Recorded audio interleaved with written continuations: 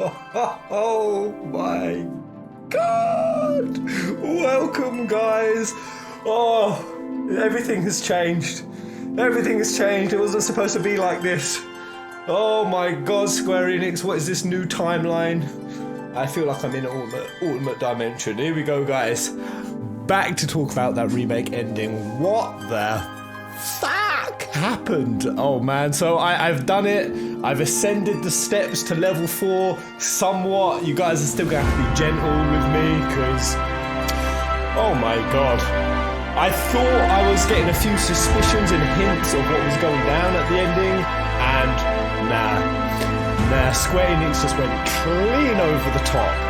What a nutty ending. Hello Afika, Tiago, Raz, Tony Lee, Semichroma. How you doing, guys? Wow, I have not been able to sleep. I have not been able to stop thinking about the ending. So I've watched Easy Allies and hold up, how loud is this sound? Let's turn that down a bit. Can you guys? It might have been a bit too loud. Hello guys, music is real loud. Oh man. So yeah, I've been looking at a way to structure this stream, how the hell to break it down. I wasn't really sure. I wanted to show you guys me ascending to level 4, watching the Easy Allies Maximilian dude. Man, Max is so on this ending, it's bloody beautiful. But before we get into it, what did it do to you guys? Are you coming away from this ending thinking hell yeah or hell nah? Man, have you read the Ultimania translation? So I've read bits of it, the Easy Allies thing, really illuminated loads of stuff. So I wanted to show you guys my reaction to level 4, or like all the ascending levels. But at the same time I didn't watch the 2.5 hour podcast, so I've actually got little highlights, which I'm going to play. It's going to be a really weird stream, the structure of it. But yeah, I've got clips of my reaction. It'll be good diving points for us to then go off to discuss what each level was. But let's just start out and out before I even play the Easy Allies highlights. Sephiroth is from the future? Oh my god, what? I mean, it all makes so much freaking sense now. I can't believe I didn't even clock it, and I'll say it in these highlights. I was not, by the way, guys, if there's any tunes you want to throw at me, just let me know. I was not expecting for me to be underthinking this. And to find out I was underthinking this big time. I haven't watched the Dropped Frames spoiler cast. But yeah, everything with Sephiroth with the wing, the key art that we got shown way, way earlier. All those little videos I was doing, I was like, this ain't the Sephiroth I remember. This doesn't seem like him. Sephiroth is very alien-y in the game. He's very Genova-y. This don't seem like him. This is post-Advent Children Sephiroth. Oh my god. And the Zack. Oh man, the Zack. So what I'm going to do to start the stream off, I'm just going to play my first reaction. This was the day after the remake. I just woken up. I'm going to play this. Then we're going to dive off. And go into what we all think. So this will probably be about 8 minutes. This was me post-ending the next day. Bro. Oh my goodness. So at the top of the morning, guys, I've got my big old slushy, very watery bowl of gruel today. I've not done this nicely, so I'm waking up with my brain racking on what the hell happened. I've got some theories, I've got some stipulations, but the resounding message I got yesterday was watch Easy Allies. So I'm going to go through it as I eat me slushy gruel. Even me understanding what the plot ghosts are and what they do and why they're doing it, I still am like, I don't like the way they're implemented it. Like they're implemented. Yeah. Oh man, I'm so glad I'm the only one who felt this way. I mean, I kind of felt like the ghosts were either needless drama, or they were like representing like for like Puritans in the franchise. Like, oh, these events are changing. No, they're not. Oh, but they should. No, shouldn't they? There's like a level 1. Like I said, there's multiple levels to this. So Kyle, I'll give you some perspective on like where me and Brad are kind of at right here. Sure. Plot ghosts, when you beat the game, are obviously like meta, right? They have this respect where it's like, they're representative of like the fans, and it's the developers need to like create something new, because even if you're remaking something, you have to put a spin on it that feels fresh, or else you just get bored because you just feel like yes. Oh, Max is all up on this shit. Like, man, what if these things are trying to make sure the first game happens? Happens and in the maybe order, good guys, and then it's very. I think clear it's that more like, than that, maybe though. it's Way not more. a good thing if the original events happen. Like that's the exact perspective that you should have upon first beating the game, and to me it felt the same way, where it's like, man, I really didn't like the plot ghosts, and then somebody tells you Sephiroth is from the future. I fucking suspected it. Excuse I me? fucking suspected like, it. Sephiroth is Advent Children's Sephiroth. I suspected it. Oh my gosh. I was having this thought last night after the stream, especially when I watched back the Sephiroth staring into the cosmos. And just the things he was saying, oh, lend me your strength, let's defy destiny together. I was like, really, Seth? I got really stuck up on that line last night, thinking, why would he be asking this Cloud who's not even fully come into his own? This Sephiroth feels very different. This seems like a Sephiroth who's learned his lesson from AC, that he can't out and out beat Cloud. He needs him to join with him. Oh, right, keep going. He's going back to Final Fantasy VII, Thanos style, to stay alive, because he knows he's going to die. And you're like thinking about the plot ghosts, and the big realization I had is when somebody said they were holding Aerith in place at the beginning so Cloud could meet her. The plot ghosts. And so Sephiroth tried to do it to distract Cloud from meeting Aerith, but then the ghost held Aerith in place so that they then would meet. Whoa! So Sephiroth's trying to defy destiny. Obs, I mean, he more or less out and out said it, and the ghosts are then trying to keep it on track. So they're kind of working against each other. Oh my god, the context this adds.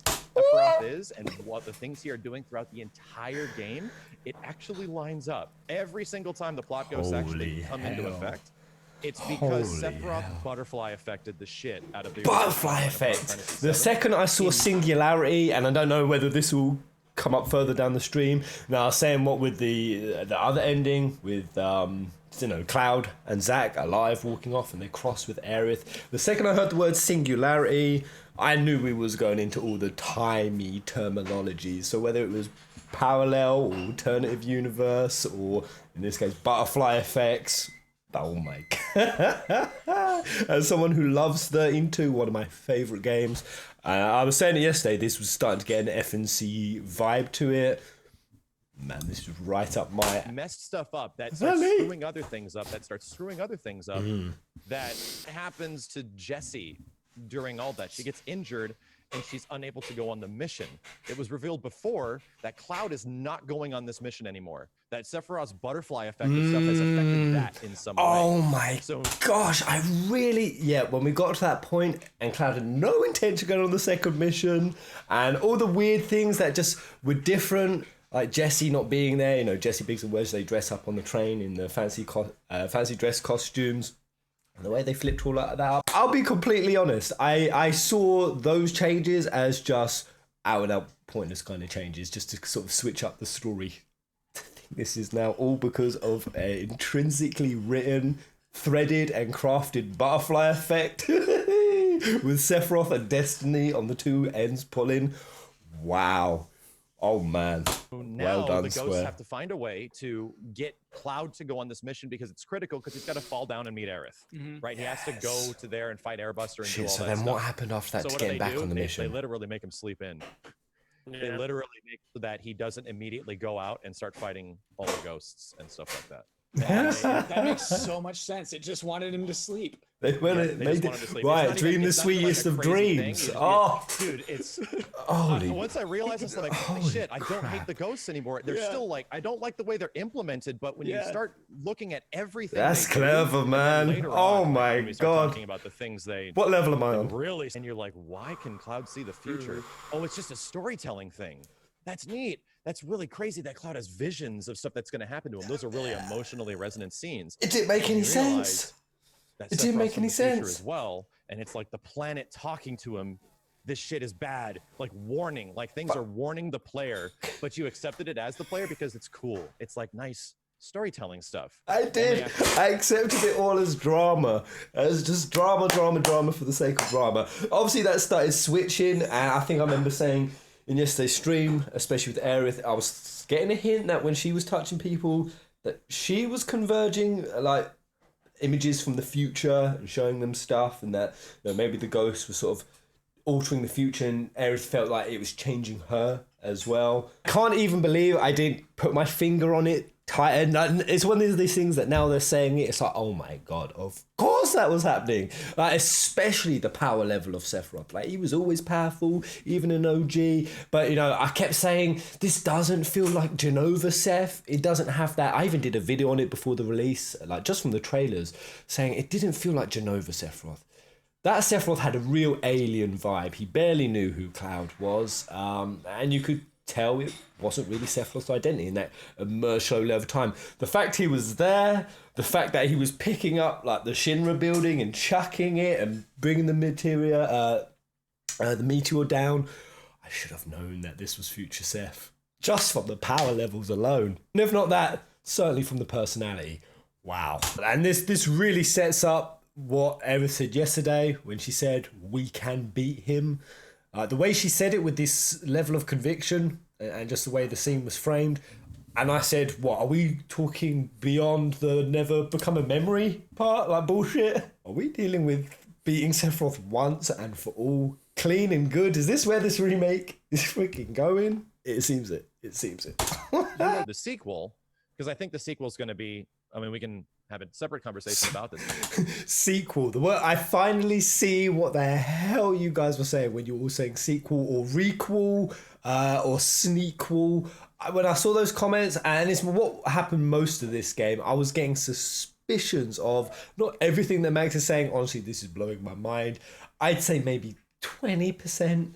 30%. Like, I suspected, was this a Sephiroth from the future? But I didn't even want to say it because, again, I didn't want the spoilers on the streams, and I didn't want to sound stupid because things were just so complex at this part. And honestly, there was a side of me that thought, no, Square, you don't have the balls for something like this. You don't have the audacity to go along with a sneakquel to change up this dramatically, something that is so beloved, so iconic, so well known as the OG FF7 story, and to start taking it down this route. Square Enix boldness to go forward. I like this because it would have been so easy for them just to have done this as just a remake, get it pretty like for like, just pump it through in the events that they happen. No, only little bits of extra thought having to be put in. For them to do this is brave, Square, and I like a brave Square. This is where something magic can happen. I'm sure there's going to be loads of people who are doubting it right now, and definitely like for like Puritans are going to be wholly pissed off by everything that's happening, without a doubt. But Square Enix have decided to step up with some very big balls, and I like that just for what that is. Oh my goodness. So at top of the morning, guys, I've got my big old spot. Oh, all right, there we go. Right, we're at level 1, guys. I'm trying to structure this conversation because I know what happens up at level 4, but let's take that first part.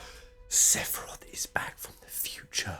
Oh my gosh. Like I said, I'm glad it's gone this way based on what I was experiencing in the remake. So much felt like drama for drama's sake, and none of those scenes, the rearranging of events, like the Jesse not coming on the mission, little things like the ghosts like holding Wedge in place when the pillar's coming down, which I actually go into that part with the Wedge getting held down by the pillar. Was the ghost, so the way I see it, we've got Seph on one side, we've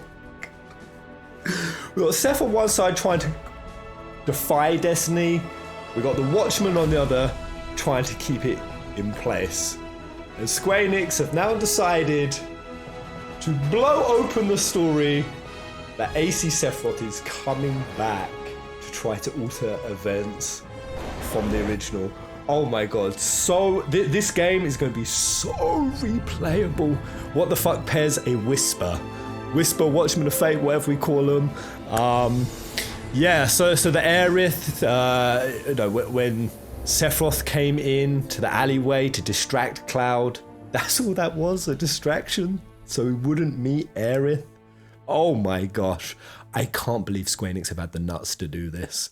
And where the hell it goes from here, so I have seen the Ultimania, I'll get confused later in this Allies video. Nomura has said that the rest of the game is going to be still following the tracks of the original story. Is that correct? So although we've now got Zack back, we've crossed the portal, we've defied fate, or have we? We ain't at level 4 yet. So we're still going to be following the events. But now it's going to be blown open to any possible number of outcomes. They are just doing some twist, but not major. I mean, if they can do this, if they can pull off a conclusion story, and I'll get into this later, there's so many plot elements of FF7, even the original, that were left very open-ended. Like, what the hell happened at the end? Did all of humanity die? The fight...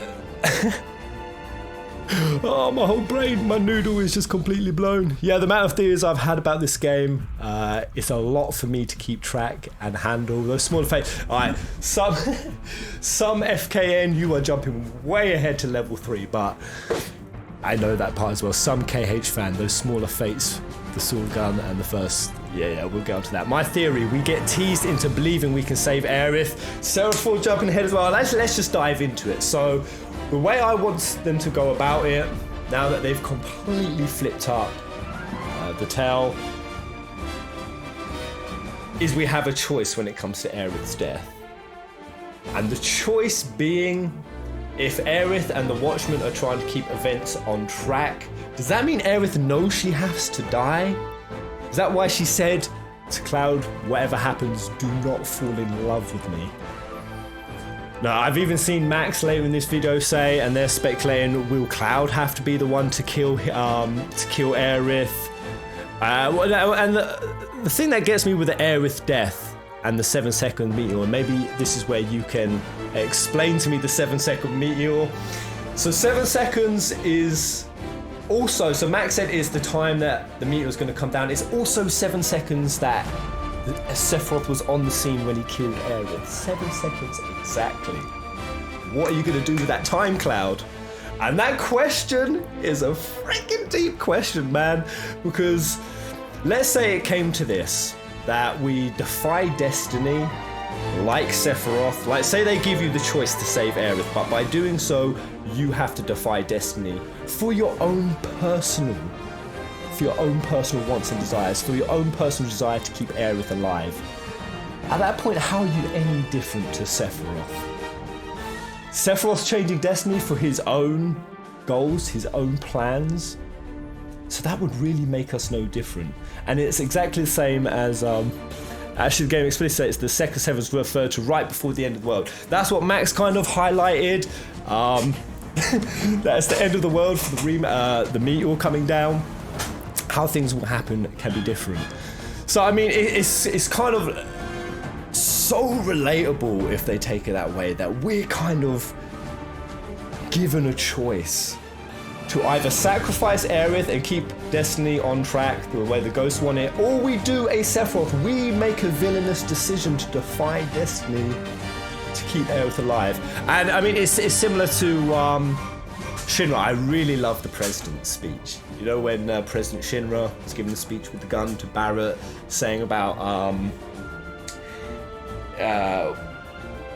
what is it, that he makes the decisions that he makes, he doesn't think about the consequences, or there has to be sacrifices. He has that very pragmatic, compassionless view of how things need to be in the world. And if we tie that to humanity potentially dying at the end of FF7, is that what this is all coming back to? We've got Aerith, and I'm just jumping to level 4. I'm not even going to be able to structure the stream the way I wanted to. So level 4, I'm jumping straight to the top, states that Aerith also knows everything about the future. And this ties into what I've been saying with Aerith's goal, because she was so mesmerizing to watch throughout this remake. Aerith was, you could get lost in her face, the way she expressed things. Like, there was all like these hidden double layers of meaning. Like, so much meta narrative going on in this game. So like, for example, when they open the rift and Aerith is like, beyond here is just boundless, terrifying freedom. Like, she's also talking, like, from Square Enix's point of view, at this point on, the remake ain't the same. Boundless, terrifying freedom. And she also says that none of us will be the same. None of us characters will be the same. But that's level 3. I thought that was the level 4. Oh man, I'm jumping all up and down the levels. But tying into what I've been saying throughout the playthrough and what I've always seen as Aerith's ultimate goal, I've always said that it's to redeem humanity. That humanity has lost its way. You know, they were once Cetra, then they settled down, they stopped healing the planet. And her goal, the reason why she, does all the gardening, the reason why she talks to Cloud and says to him to try to talk to the flowers. And there's that little funny scene where Cloud actually tries. And even in OG, like, all of these themes, what I think is so clever is a lot of these themes and open-ended things were there in OG. So you, like, Ghost Aerith, when you go back to Midgar, Ghost Aerith is there with the kids. And I've been thinking, is part of why Aerith has come back, if she has come back with all of her memories and the planet have done it, obviously not to just stop Sephiroth. And the reason why I think she must have all of her memories is she says Sephiroth is just wrong. She says he's just wrong, out and out wrong. And that really ties into like the maiden who travels through the planet. She goes in there, she meets Sephiroth, and she tries to chat with him. She's like, oh yeah, I'll find the good in this dude. But obviously Sephiroth doesn't have any good. When Cloud lobbed him in the Mako, he had to survive, he had to strip away huge amounts of himself. It's kind of like the things he chose to keep was like, when Sauron pours into the ring. It was his determination, it was his willpower, it was his desire to dominate the planet and his will to endure, and he had to cut away his compassion, his kindness, his altruism. He had to cut all that away. So Aerith was like, there is no good in this guy. So only a post dead Aerith would know that about Sephiroth. So she is also back with all of her memories. Oh! And it makes so much sense. Looking back, I can't believe I didn't get it sooner. So what we've got a pull. Sephiroth is kind of the same as Aerith in the sense they're both looking to redeem humanity.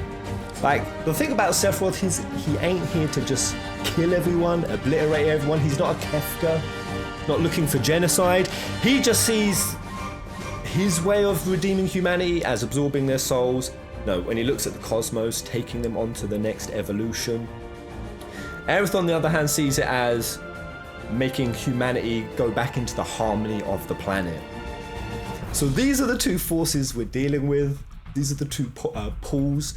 And if Aerith can, maybe that's where this story goes. Maybe we actually see humanity redeem itself, because I really would have thought, like, if we go to Advent Children, which is so prevalent in this ending, so prevalent, humanity didn't seem to really change in Advent Children. Like, it's kind of crazy, even though all of humanity's seen a meteor come down, they've seen Holy come in, they've seen the live stream, yet they're all kind of like acting the same. So it didn't really seem like that did the trick. So maybe this is the decision that this game is going to come to. And I think that Aerith's death could be I'd say the crossroads of destiny. I know that title was already used in that ending, but let's say it comes to a crossroad that we choose to save Aerith, but by doing that, humanity continues. Humanity still dies at the end. What about Jessie though? She still could be alive. Well, everyone's saying she is dead. Now, I read the Ultimania. Is that where you guys have got that from? That Jessie is actually still dead? Anyway, I'm skipping ahead. So if the crossroads decision of this game is Aerith stays alive, and by defying destiny, humanity stays alive, Sephiroth endures, because he wants destiny to change anyway. That's kind of like a selfish decision for humanity, not the planet. And I go back to Bugenhagen in OG. Remember when Bugenhagen said, that the planet was going to choose to keep around the things that weren't a threat to it. And he wasn't sure whether humanity was one of those things or not, that the pendulum would swing on humanity's fate. It would either eradicate them or not eradicate them. Humanity already dies in the original. I believe it, man. I did the theory, and there's more than just the Nanaki standing at the edge of the canyon looking at a vacant Midgar to show that. There's all the things with Bugenhagen, there are hints to it in the rest of the universe.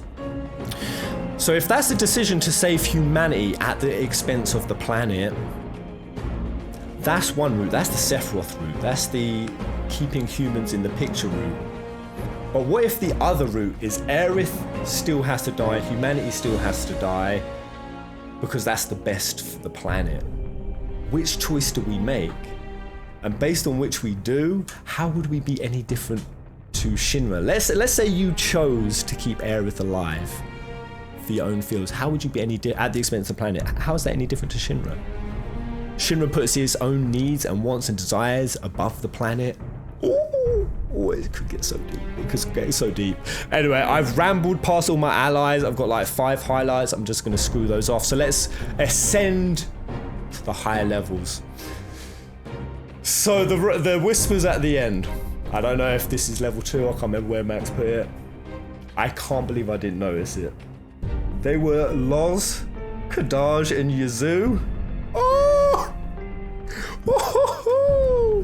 Right, so the Arbiters of Fate, we fight them thinking, and Cloud and the crew are thinking we're fighting these things to break through destiny, to get to the point where we have free will and autonomous decision. But they're actually Seth's remnants, so that means essentially Sephiroth has already taken control of time? He's already taken control?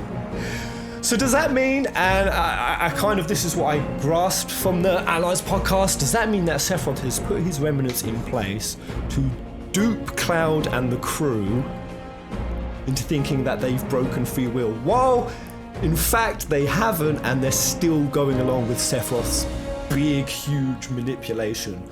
Oh man, they've brought back Manipulator Sephiroth. This is the Sephiroth. So they end up doing Seth's job for him. Oh, oh my god! Seth is even more powerful than a manipulator. I can't believe Square Enix have gone down this route. This is absolutely bonkers. And yeah, we could get so many conclusions while at the same time, because what I really like about that original, about that first part, is I still felt like I played the original. I still got all the nostalgia, I still got all the beautiful feelings. I honestly thought when Nomura said he was going to shock and surprise fans, and we were going to experience things we didn't before, I thought that level was going to stay at, oh, you know when Aerith went to save Marlene and we didn't see that? I thought we'd see stuff like this. Never in a million years did I even expect that they would do a sneakle on this, that this would be a future Seth. And to be honest, like I said, I might have been giving myself a bit too much credit when I said 20-30% and I was suspecting it was future Seth. I kind of didn't. I literally, the only thing I had was when he was staying in the cosmos, I had an inkling, and I was like, I didn't say it.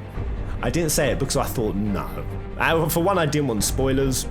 And for two, I thought, nah, this is just being me overthinking. There's no way to think we didn't overthink it enough. To think that, like, what was it, 3 years ago, remember that key art they showed us? Was Sephiroth with the wing?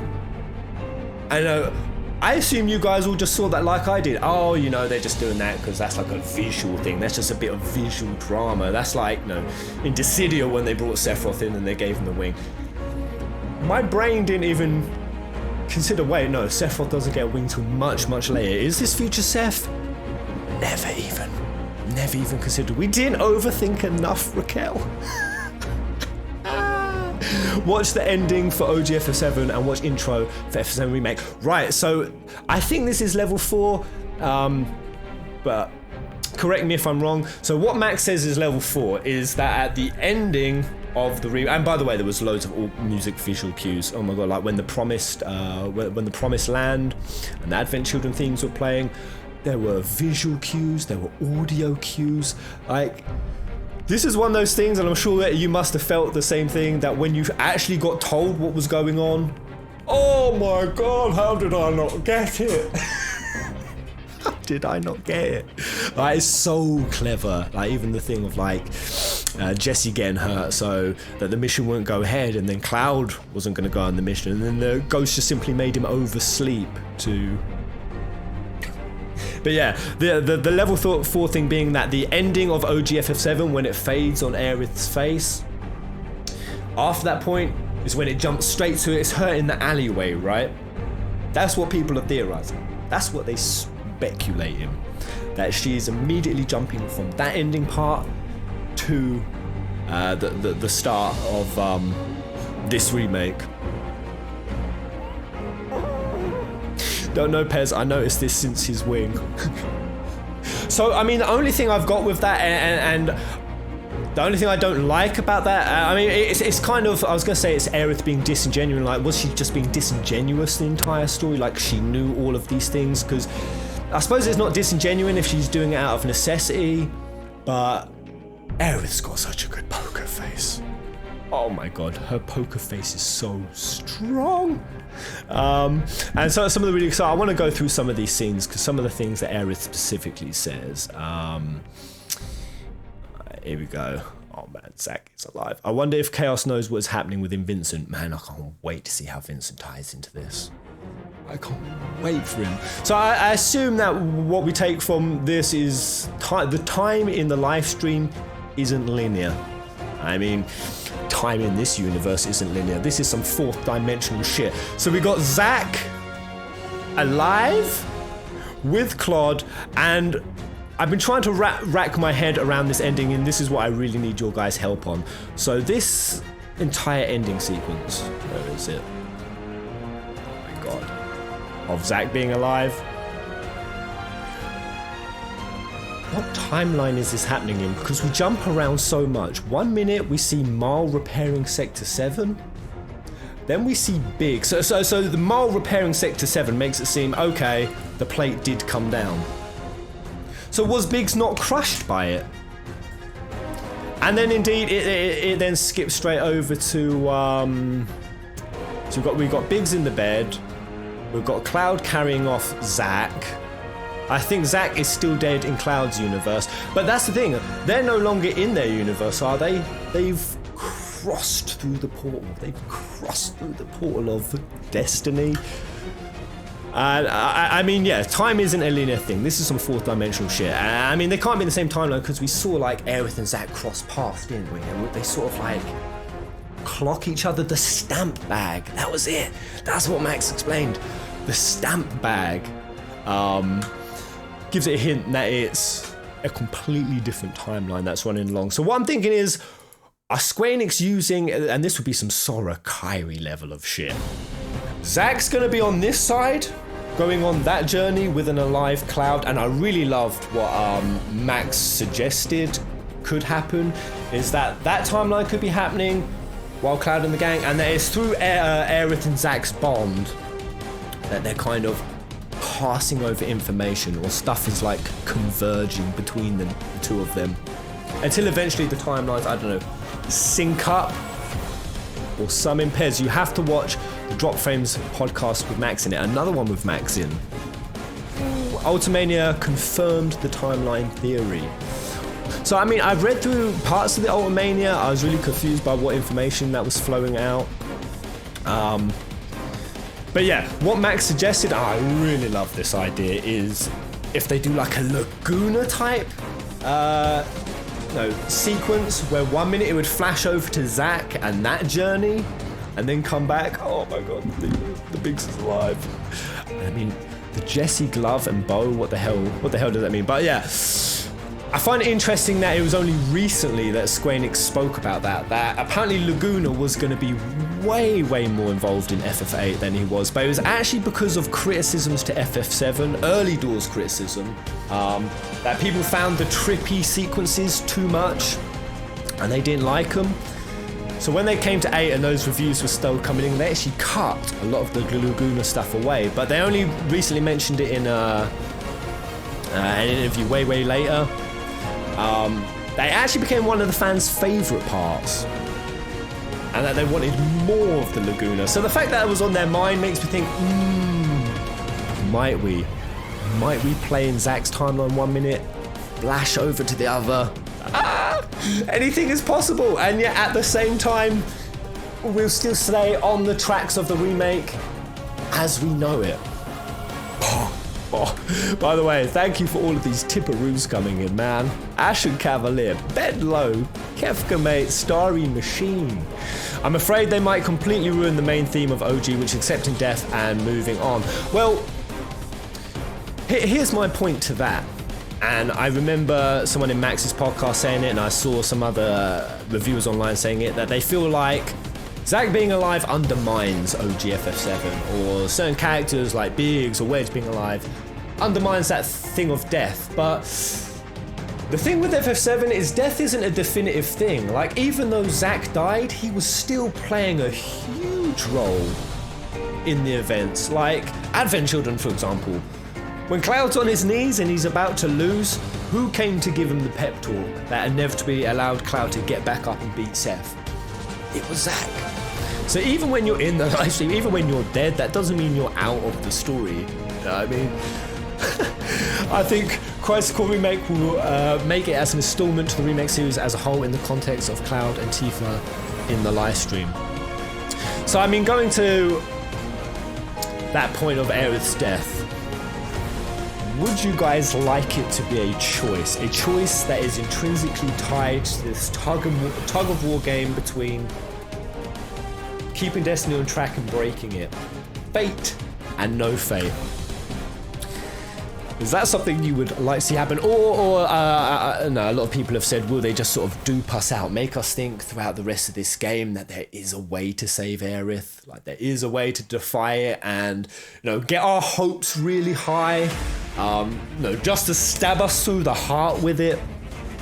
I think that's what Max and then Not really thought, is that maybe they've even bought Zack just to make it a double whammy, give Zack something to live for, just to make it even more painful when it goes down. I think Aerith will be the one to guide the party to Yuffie and Vincent, because they were optional in the original timeline.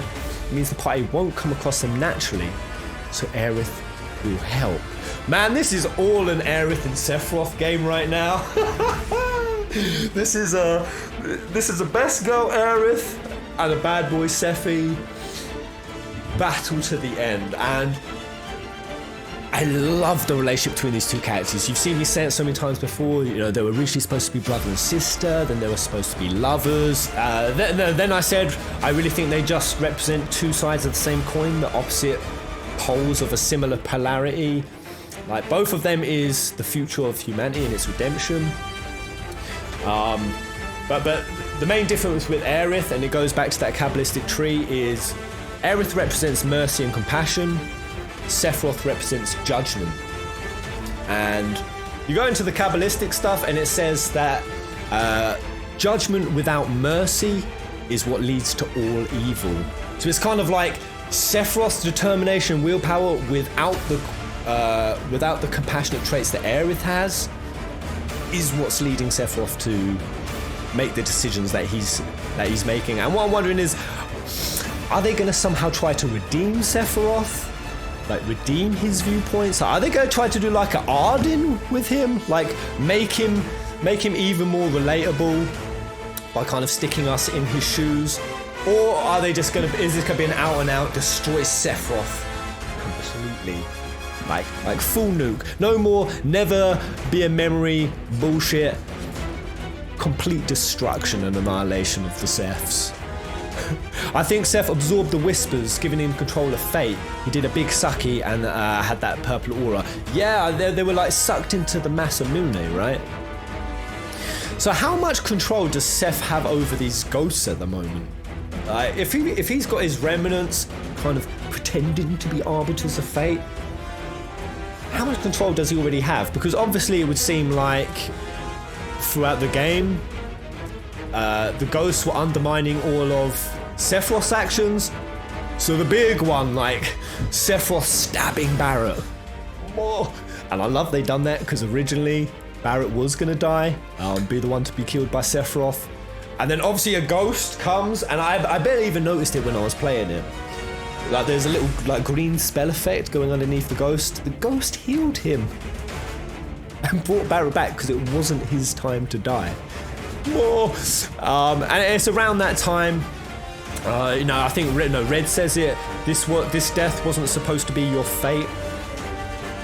Seth stabbing Barrett is the dev saying anyone can die from here, I feel.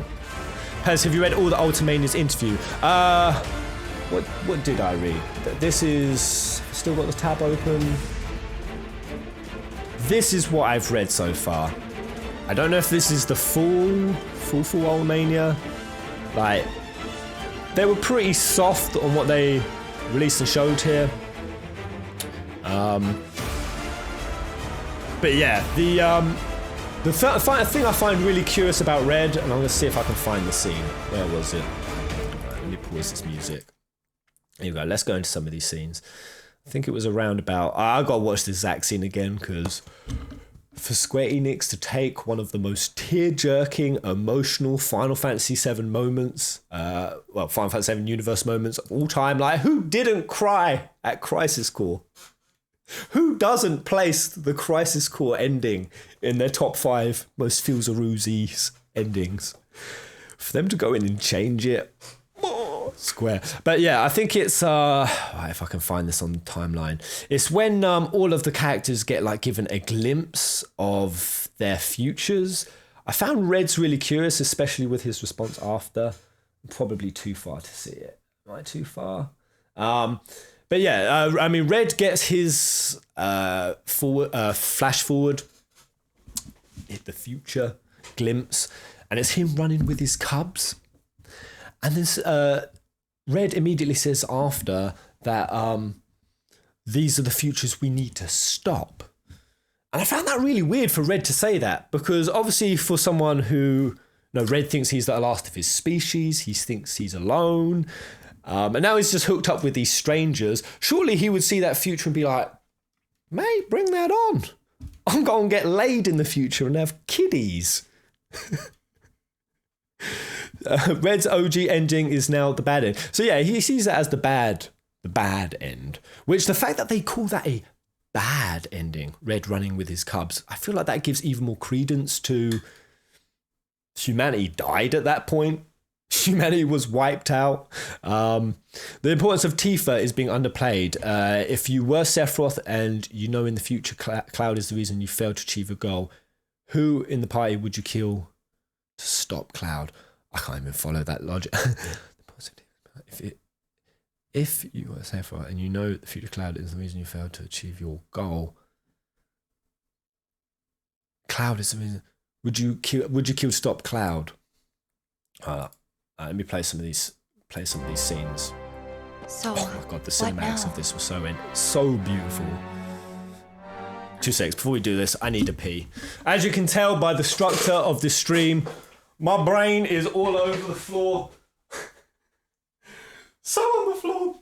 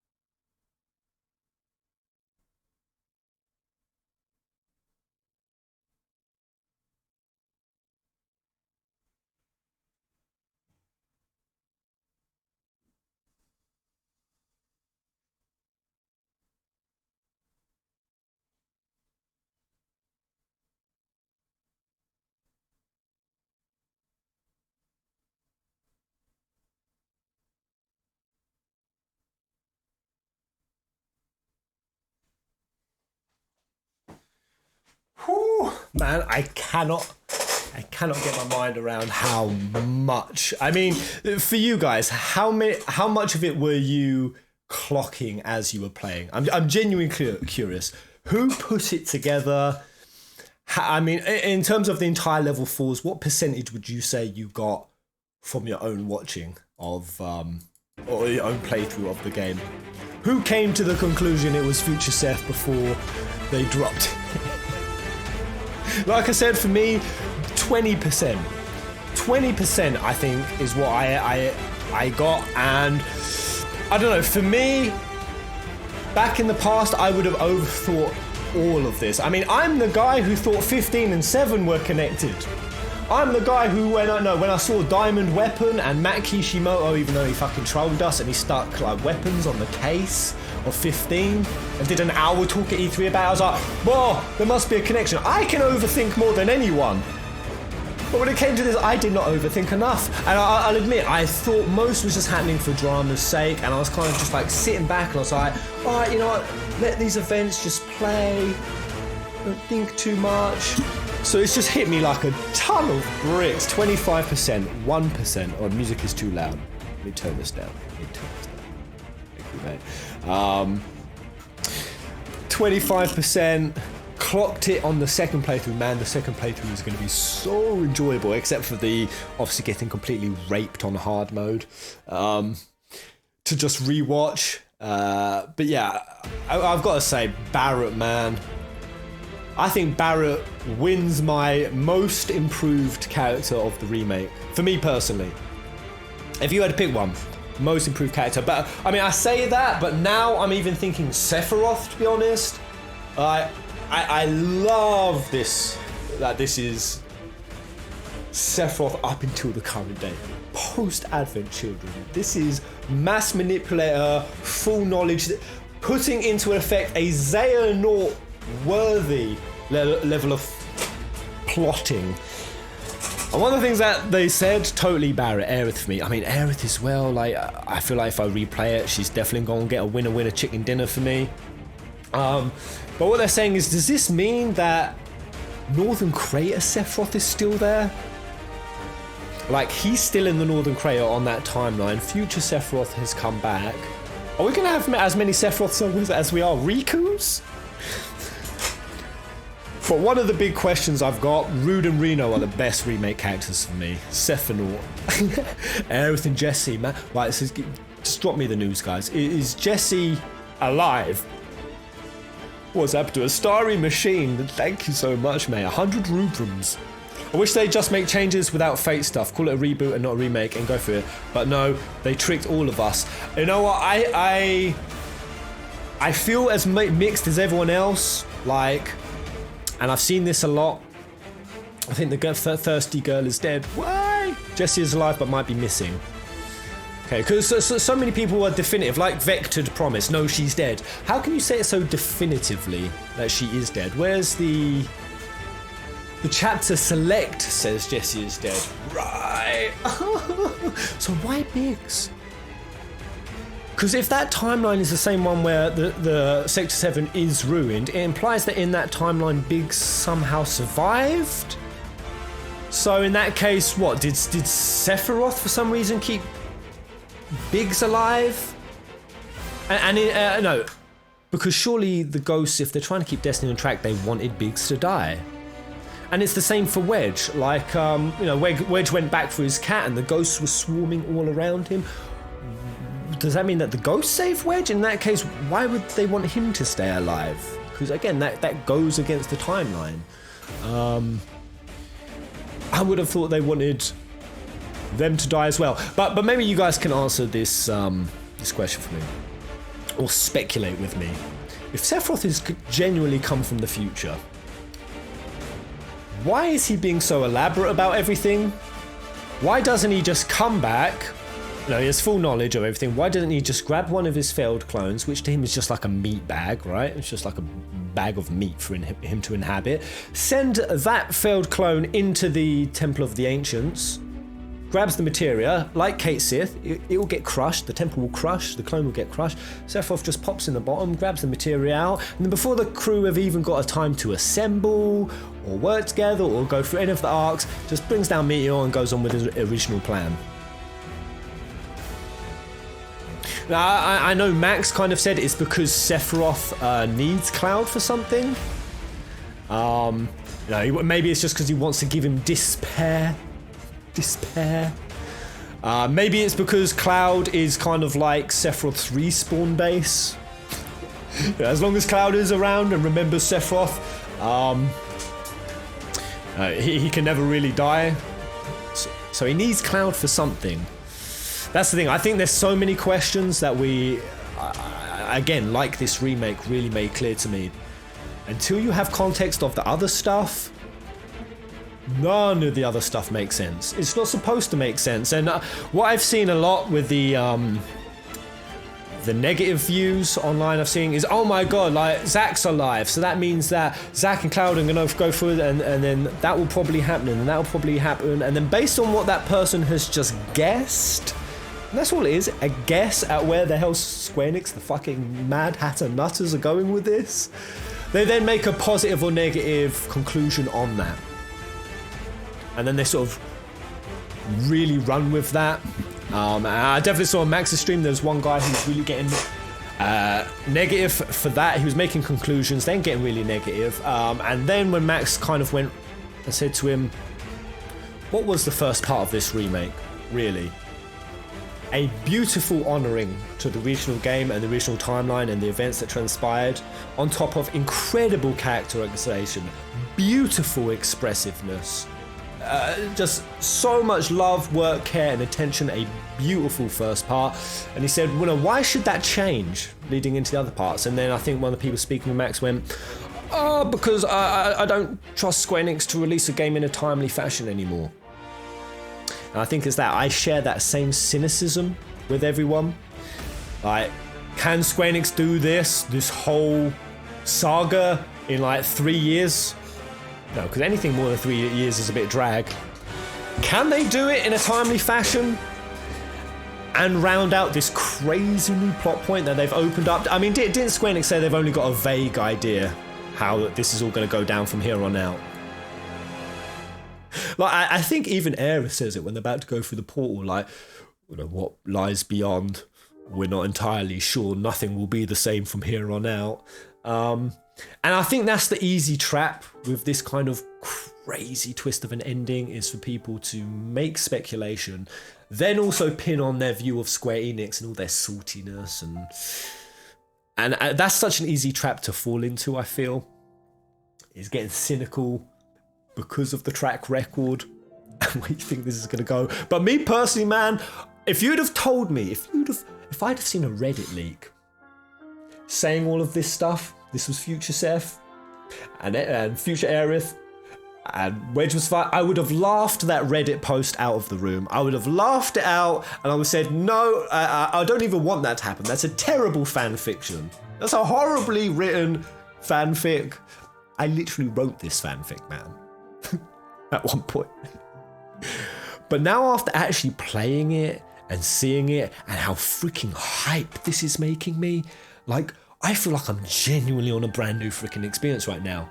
I'm genuinely now wondering, oh my god, can I save Aerith? Can I save those other people? Which, that is making the experience so fresh and organic again, that I actually think it's bloody genius. I genuinely think it's fucking genius what Square Enix have come up with right now. I really do. Because what I try to emphasize, I've been speaking with people online about it, is I love the balls that Square Enix had, and what we need to remember is that the whole reason FF7 is even here, even in existence, is because back in 97, or way before then, Square Enix, a company, decided to go all in, to have the balls to go, even onto a thing called a PlayStation. What's a PlayStation?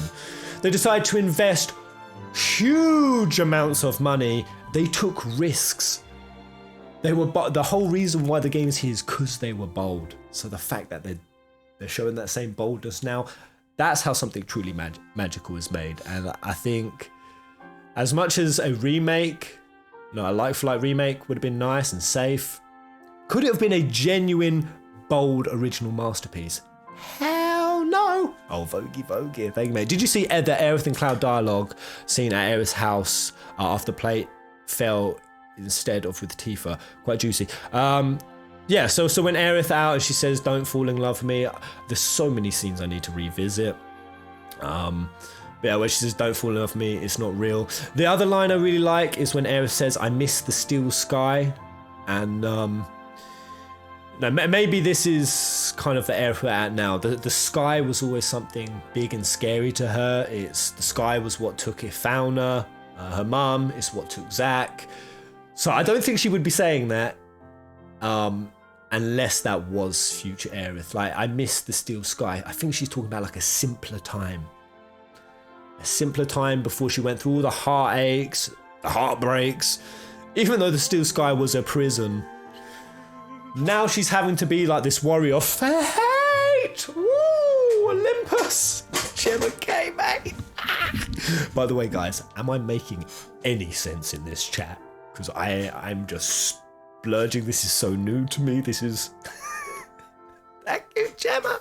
Hey, Pairs, hope you're well. I hope we can save Aerith. But I'm not sure what it would mean for the rest of the story. I mean, there's been so much over the years talking about, can we save Aerith? So much, even from the original, that hinted that Aerith was supposed to survive. Like, there were parts in the, like, there were dialogue scenes after Aerith's death. I think one was on the mountain before we went snowboarding. Someone data mined, Aerith was there. Even in the northern crater, there was a space left for her to stand that was empty. Loads of parts that hinted Aerith was not supposed to die at that part. So this whole defying fate theme, not only do I think it's like a double meaning for the fans wanting to stay on track, and the fans getting their mind bloody blown, and the deviations in that, and also Square Enix not knowing where they're going to take it forward. That's all open-ended, who knows where it'll go. I also think it's I'm not sure if Aerith dying or not changed anything. She just cast Holy just before he killed her, not after, right? Well, this is what I've been wondering, and again, until we know Sephiroth's ultimate goal, surely Sephiroth doesn't want Aerith to die this time. Surely. Because now, in hindsight, surely Sephiroth can see that by killing Aerith, that's what summoned Holy. By putting that very powerful local florist in the live stream, she was able to rally the live stream to help bolster Holy to propel back the meteor. So surely he doesn't want to kill Aerith. How does that work for Seth's goal? Because I always even wondered back in the day if that really was Sephiroth's goal. Because, it was mostly Jenova who hated the Cetra, and it was Jenova who was manipulating Sephiroth into thinking he was a Cetra, and when essentially it was Jenova that wanted Aerith dead. Now, I know Jenova said to Cloud at one part in OG, like, this girl is interfering, we're going to have to kill her eventually. But it's going to be curious what the relationship between Jenova and Seth is now, because they were having like a battle of will powers, and while their goals are kind of very much aligned, they're not exactly the same. So I'm even wondering how they handle that. Oh man, there's so many ways this can go. What if Aerith has to sacrifice herself? I mean, she'd do it. She'd do it. I have no freaking doubt she would do it. Oh, Varun, thank you, mate. I mean, people waited for MCU. I think they can wait for FF7R's complete experience. Let Square deliver. Yeah, I mean, I feel that way. I mean, wasn't there a interview recently where they pretty much said they don't know how many parts this is going to be, and they're not really sure how this is going to be flown out or how many parts, or that a lot of people have been saying it's 3 parts. I think there was specifically that people think it's 3 parts. That was kind of me like reading Square Enix saying, oh, all of you think this is going to be a trilogy. It's not going to be a trilogy, mate. It's not going to be a trilogy. Jenova is the true villain. I feel like for Time Traveler Sephi, he's in full control. Who knows about Crater Seth? So, hey Pez, did you rewatch the announcement trailer? What for OG? I mean, there's that line. What was the line that they say? Just before they're coming back. There may be tears. There may be something. For they are coming back. I can't remember that line, but Square Enix have been hinting at this ending. They've been dropping us subtle hints for years. and no one got it. I wonder if Cloud sacrifices himself and Zack is brought forward is a crazy enough concept. Well, the way that Max described it, and I think would be really like a neat way to do it, is because I mean there's like, well, there's loads of ways it can go, but let's say we've got these two different timelines. Zack's making a difference on one end, and then we've got the crew on the other. We're doing Laguna flashover, Zack's doing his stuff, and then eventually all of these split timelines will have to be repaired. And I liked when Max said that maybe they come back for the final destruction. Zack and Cloud, timelines merge, they beat Sephiroth for one final moment, and then it all resets back to the original of FF7. The timelines reset. Zack is dead again. That'd be powerful. That'd be poignant. I think I prefer that than what some people are saying is this will all be a version so that Aerith can live, Zack can live, and Zack and Cloud can be friends again. You know, this is kind of like a KH3. Fuck it. We'll have Zack, we'll have Aerith, we'll have Kunsel and Jill Genesis, the whole fucking lot of them on a beach in their swimwear, lobbing frisbees to each other. Yeah! A full power of friendship ending. I feel so trippy talking about this entire subject. I'm still just in disbelief. Huge disbelief that they went this route with it. Boy, oh boy. Boy, oh boy. Aaron, Aaron, thank you, mate. Pez, did you read that on Tomato? There are 4 Sephiroths in the remake. An illusion only Cloud can see. Yeah, I think Max pointed out things like this. Like, yeah, a lot of the way that Sephiroth's still appearing, even in this, is via the same channels and means. Like, he's, like, yeah, Sephiroth's basically like cellular at this point. Anything that has a Genova cell in it, Sephiroth can peek in. So we got the illusion only Cloud can see, the black-robed man, the flashback, and the unknown. Aaron. It's freaking crazy, man. Yeah, but the big, huge Kingdom Hearts, like Heartless at the end of all this fate, this is clearly major influence from Nomura. Well, one of the discussions that's been going on is, and the people who don't like the way that they've done it is, I mean, very few of us, I'm sure, got this all on our first playthrough, and even on a second revisit. And unless you really deep dive, you're not going to get this entire story. And I've seen a lot of people saying, a game shouldn't be like that. A game should explain its story. You shouldn't have to go off and watch theories and explanation videos. Things should be self-contained and explained in the story. I couldn't disagree more. OG FF7 stayed just as crazy and trippy and elusive and required like a deep level of analysis to understand. But even more, I think in this day and age, like Bloodborne, yeah, exactly, like Bloodborne. Bloodborne never explained itself. Now, I know it's a different game, it's not a straight RPG, but you know, you go through Bloodborne, I think Max said this as well, and I don't know what the fuck's going on, I don't know, some crazy shit, I know something about a squid god, I don't know, and then you watch the theory videos and you're like, whoa! And I like it. I think, what is the point of pretending the internet doesn't exist? What's the point of pretending the internet doesn't exist? I like, and this is what I wish 15 had. I love stories when you can play them in a surface level kind of way, a surface level kind of playthrough. Get a really good vibe for a story, get a good tale, and not be completely clueless on what's happening, still get like a good experience. But if you want to dive deeper, if you want to follow the rabbit down into Wonderland, if you want to get into the juice and the theories and put the tinny's hat, that the game has that level of depth that you can explore and consider and dive down into. I know 15 had those concepts in there, like especially with what they revealed about Bahamut in episode Ardyn. But as much as I tried to go deep in 15 and picked out the things that they teed up for a depth to it, they never explained the layers. They just never came through. That's what disappointed me with 15. So I'm loving this. I'm loving that 7 Remake has this whole other exploratory, deep diving side to it that you can participate in if you want. But if you just want to kind of play it like the original story, you can. Like, that's the thing. If the story's going to follow the same and you don't like all of this alternative, twisty, nutty ending, you can kind of like disregard it and just have like your original story. Somehow Square Enix are walking the tightrope of making this a FF7 finale, a universe compilation finale that takes the entire universe to its next evolution. No, to its full conclusion, while at the same time still being an OG remake. A requel. I have been a fan of this, and I'm sure you guys have, for like 18, 19 years. And even I couldn't have imagined up this sort of shit. But you can't, I mean, whether you like it or not, you can't deny it. It's cleverly thought through.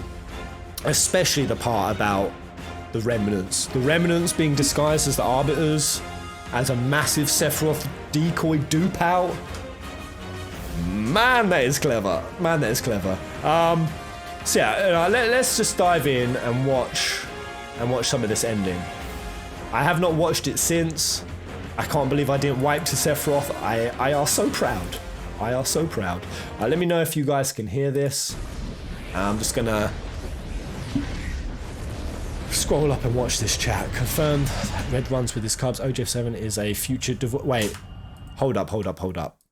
You're telling me Katase confirmed years ago that the future where Red runs with the Cubs, OGF7 and well, he didn't confirm it because I remember I did a video on this. I don't think he confirmed it. I think Katase more or less said it was open-ended, but he thought in his mind, yeah, humanity had been destroyed. So yeah, not only do we have a chance to see the universe through to its conclusion, finally defeat Sephiroth, we also now have an opportunity to actually save humanity. The OG didn't save humanity. Now we have a chance to, and the only way I can see humanity truly being saved is if, yeah, finally they come into alignment with the planet. Humanity hadn't got to that step even by Advent Children and beyond, so this has got to be why Aerith is back. She's got to make humans wake up. She's got to make them woke as fuck. But how much do Cloud and the crew know about the fates and the destinies and all the timelines? Because I know they've had future memories given. It's really hard to know how much Cloud and the rest of the crew really know. That's the trippiest bit. But this man doing the final fight at the edge of the cosmos. Oh boy. Oh boy. Careful now. Can you hear it, guys? That which lies ahead does not yet exist. Oh my God. Our world will become a part of it one day. Yeah. But I will not end. Yeah. Nor will I have you end. This is... Yeah, that's the thing. That's Sephiroth trying to defy that natural order, that natural flow of every planet. Everything is born and dies. Everything returns to creation at some point. But Sephiroth doesn't. He wants to be eternal. He wants to be ephemeral, almighty, On the edge of creation. He's definitely got a few steps ahead Lend me of your Cloud. strength. Yeah, City of the Ancients theme, man. Let us defy destiny together.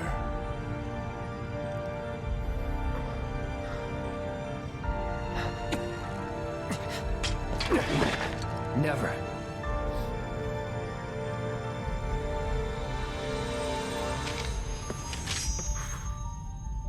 And this fight, if you just look at the choreography of it, I feel like this is one of the most badass, even better than AC. You just watch the moves. It's fucking beautiful. Especially when Seth just moves the sword an inch.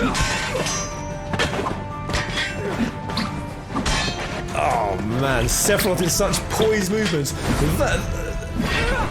That Clod teleporting shit is nuts.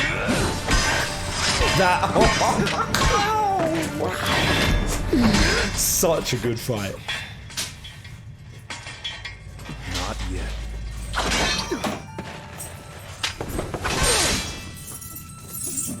Oh, hello, Tash. Welcome back. Welcome back. 7 seconds till the end. Time enough for you, perhaps. But what will you do with it? Let's see.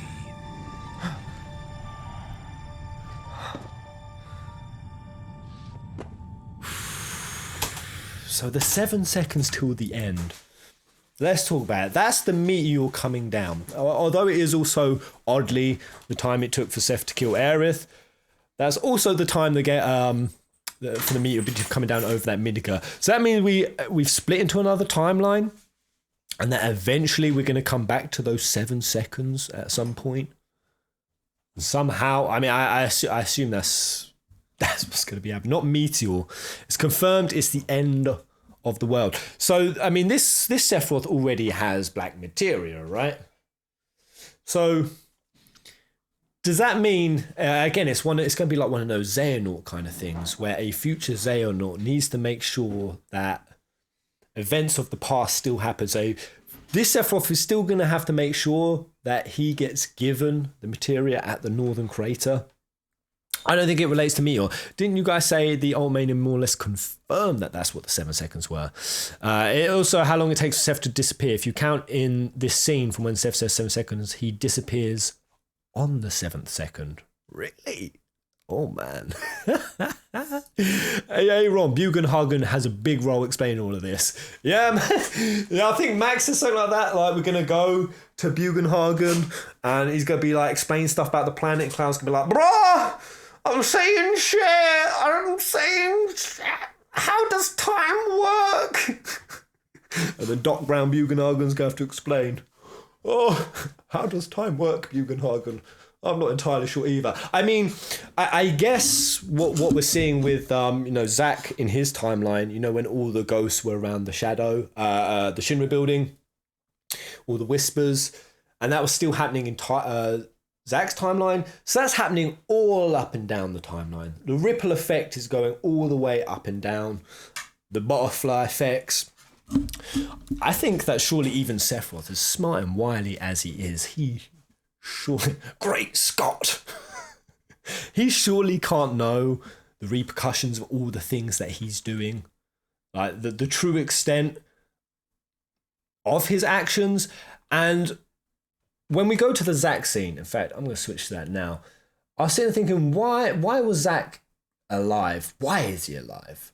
Like, did Seth change something? So, like, maybe more of the militia? Because it looked like the militia were all still there. Like, were there less for Zack to deal with? But then we see sort of the Watchmen of Fate. They're floating around.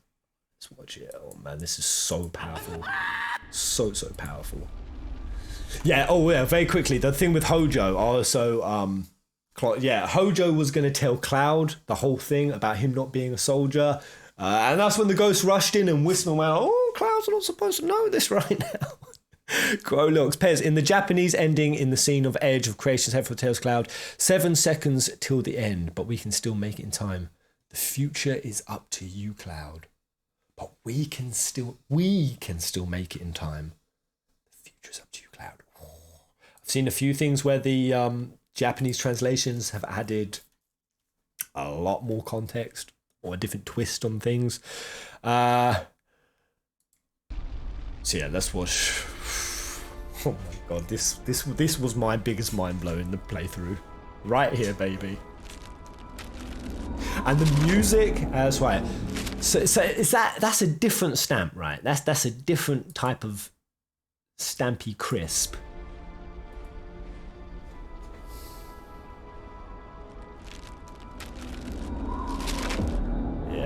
It says original on it as well, so it's not just a different flavour. Wait, the music. is that all of them?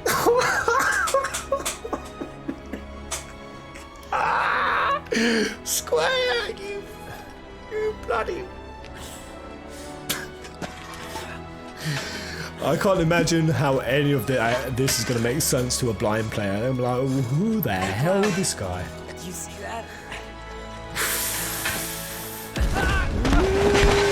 But yeah, I didn't skip to the further back part. But yeah, there were whispers floating in between the soldiers just before Zack. So is that saying that the Whispers decided to keep Zack alive?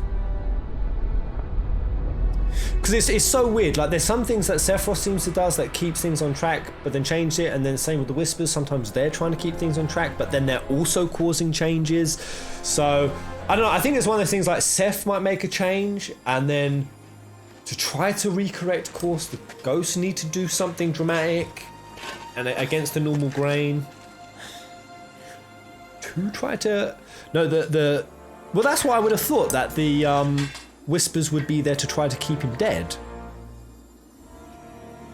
Whispers would always kill Zack in every time though, so how did they not succeed when they were here? No, Whispers were... Hold up. Maybe Sephiroth tried to bounce it. Whispers tried to correct, but we killed the Whispers. If the Whispers are there, does that mean Sephiroth was there to change it? Oh man, these comments. No, the Whispers make sure fate stays on track, but the big explosions killed the Whispers since our party destroyed them. So I mean that makes it sound like even the Whispers were originally the reason why Zack got dropped. I don't know. When we start getting into timey-wimey stuff, I mean, this is such a craze now. The MCU universe went deep in the time stuffs. OGF7 remake completely reimagined, confirmed by Nojima. I mean, Nojima's just gone, and I think he even said it, I think it was in that Ultimania, that when he writes stuff, he just gets lost in his writing. Like, he really just straps on the tinny hats himself, reads some he really goes out there with the storytelling, which kind of also explains why the hell we saw Shinra 10-2 as one in the founding photo of Shinra. So he brought back the 10 and 7 connection. So where do you guys sit with the 10 and 7 connection quickly? Are you like, yeah, absolutely confirmed? Or no, not confirmed, it's just playful and it's just fun and it's just an Easter, or it's like there if you want it to be, or nah, just an Easter egg, no deeper meaning.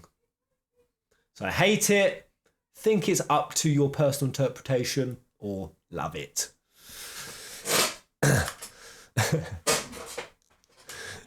You knew it's Genova. Oh man, there are fireflies all over this game. Easter egg, Easter egg, Easter egg. I like it. Confirmed. Hate it. Mixed. Just Easter egg. It's dumb. Specifically, what do you find dumb about it? I'm curious. I've never actually asked someone who thinks it's dumb the reason why they think it's dumb.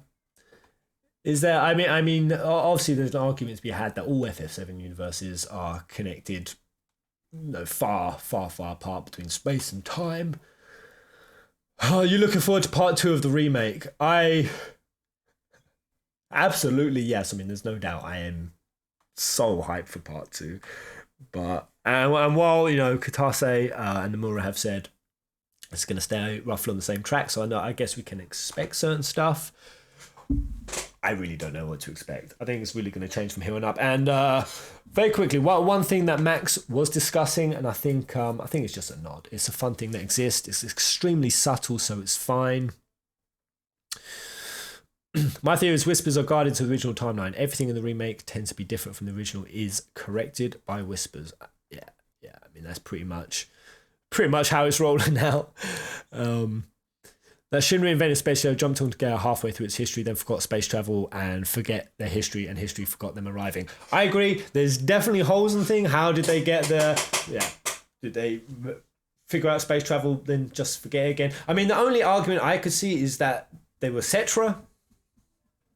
And I know a lot of Cetra technology got lost. So, it could have happened there. They came to the universe as pilgrims. They came to the planet. They started nurturing it, and then they settled down. The Cetra never space traveled. No, they never did. There's a mistranslation.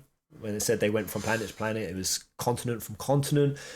But I don't know, it doesn't necessarily say that they weren't from somewhere else. I don't know. It's one of those things not to think too much up on it. I just genuinely wanted to know why some people disliked it. So it's not steel-proof enough, some of you.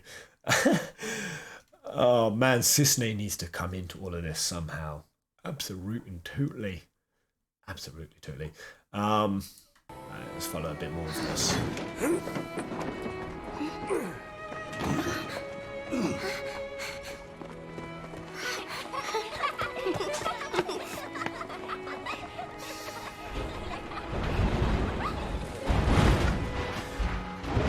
Cisne would be redundant with Eleanor. I don't know, they're two very different ladies. I mean, there's an argument to be had that if we do see some of the Zack Fair and Cloud Alive timeline happening, again, if it's Laguna sequenced, I think it would be sick. I have no doubt that if we do follow any of that Zack timeline, he's going to hook up with Cisne at some point. She's going to be one of his go-tos. I don't think that'd be a bad thing to be like on our timeline with Eleanor and him over there with Cisne. I don't know, man.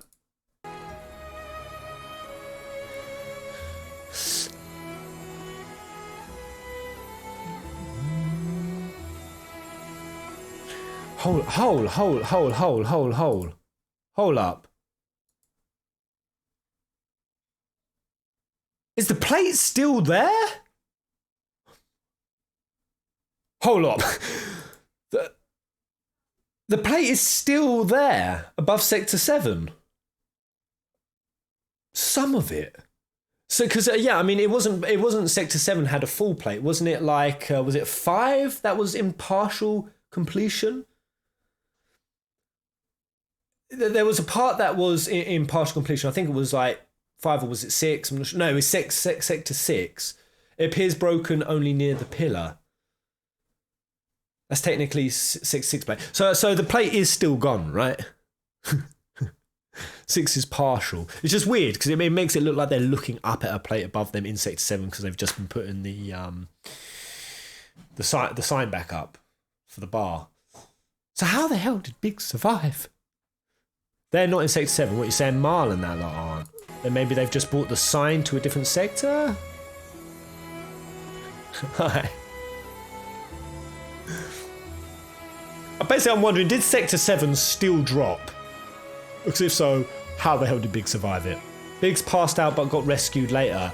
That's the thing, who rescued him? For what purpose? Like, again, it can only be plot ghosts, right? Who saved him, but why? So what does the Jesse glove and headband mean? Because I saw Kate Sith rescued him. Huh? Reeve? Kate Sith? Wait, is that in the Ultimania? Are you kidding me?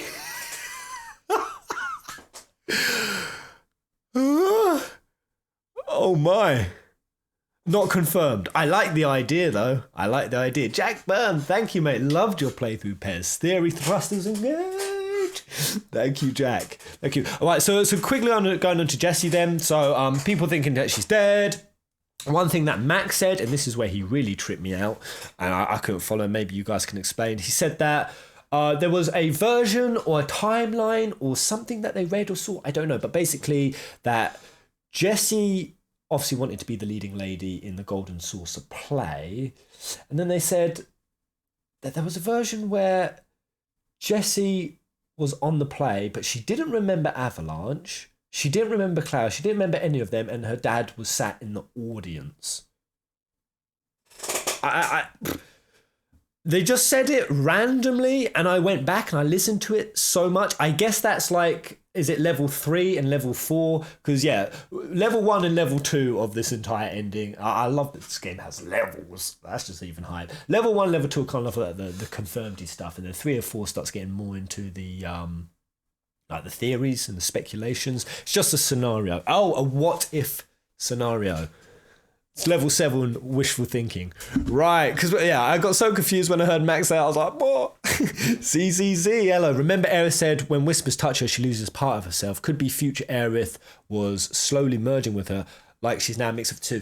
Well, that's really what, when they got to the part about saying that from the ending of OGFF7, it had skipped straight over to Aerith in the alleyway. I kind of thought, I don't get a sense it was that as clear cut, because Aerith was like still tripping out about ghosts, but at the same time, and the way she was meeting Cloud, but she did put that flower, the reunion flower, in Cloud's jacket, which makes me think, she gave that flower to be, this is us reuniting. You're not aware of it, Cloud, but I am.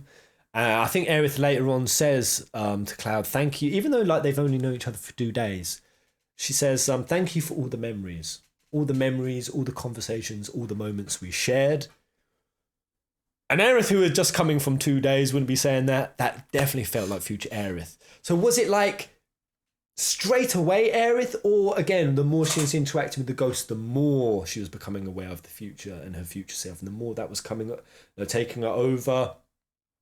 And I don't know. I just feel like perhaps Aerith is being not forced, but she's being used by the planet as its last defense to counter Sephiroth's plan. So, like, maybe she's having her mind so manipulated and filled with stuff and information and whatnot that she's slowly slipping from her own, her own identity.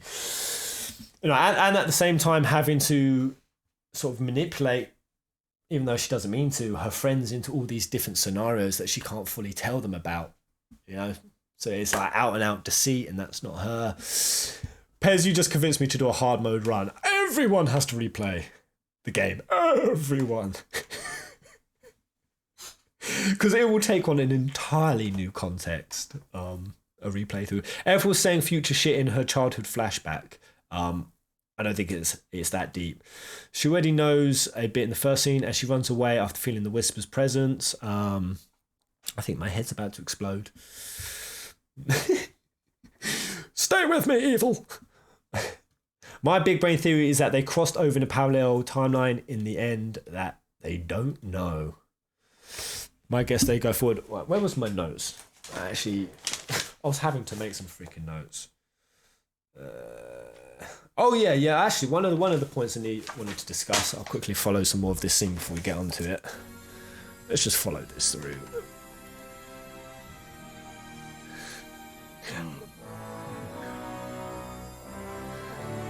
And the music carried every moment with just beautiful elegance. This is what I like, the Marlene catching the drop of water.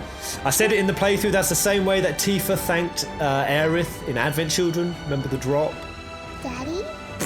And then Marlene catches it.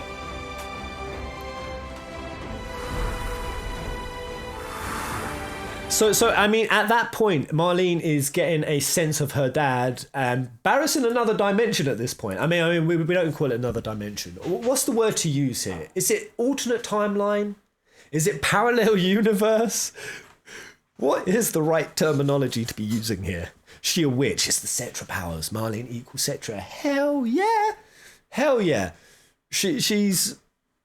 Marlene, I feel like, is the blueprint, is the model for the rest of where humanity needs to get to. Faux show. I mean, I feel like that's entirely what this game is got to be, is to change, most importantly, the Red 13 finale outcome, the humanity gone. I think that now they're back out there in their time world at this point. Both. They're in the same timeline, just not in Midgar. So when they crossed through that portal, because obviously Sephiroth cut a portal, and then he went through one, and then Aerith did a spell, beautiful spell, and then she opened a different portal, I guess. So when they crossed over that, they're still in the same universe, right? They're still in the same timeline, the same. They didn't go parallel. Is that what we guys are thinking? The crossroads of fate. What if the portal is just an illusion?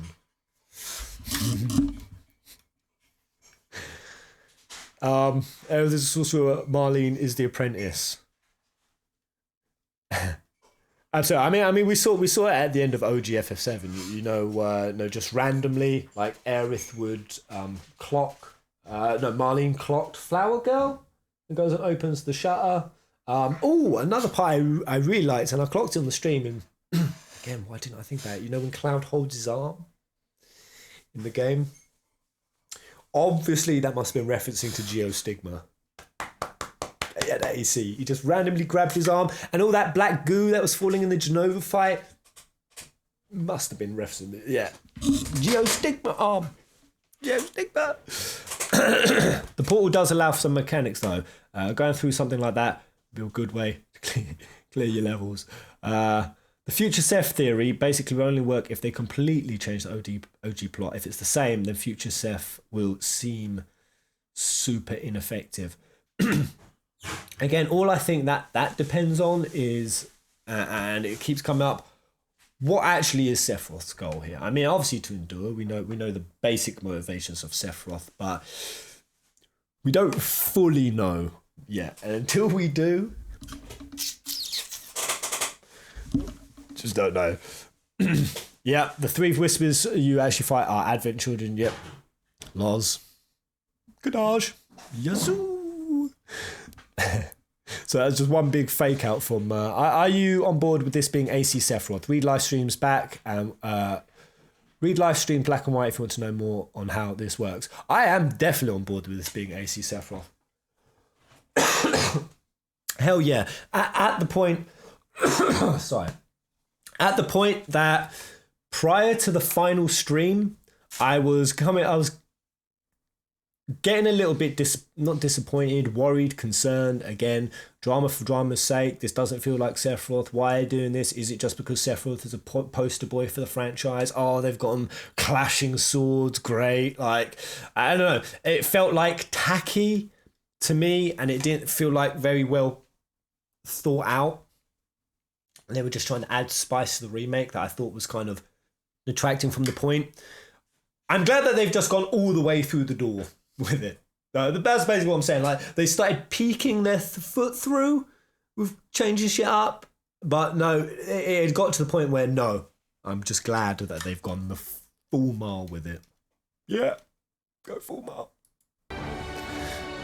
Molly! Such a great Barrett bit. I'll come back.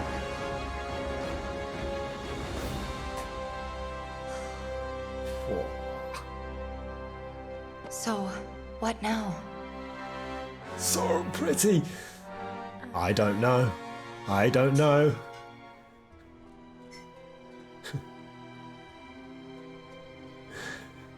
Aerith does a couple of head shakes at this finale. She has no still out there. At the same time, she must. I don't know. It's weird. It's real weird. I thought you beat him.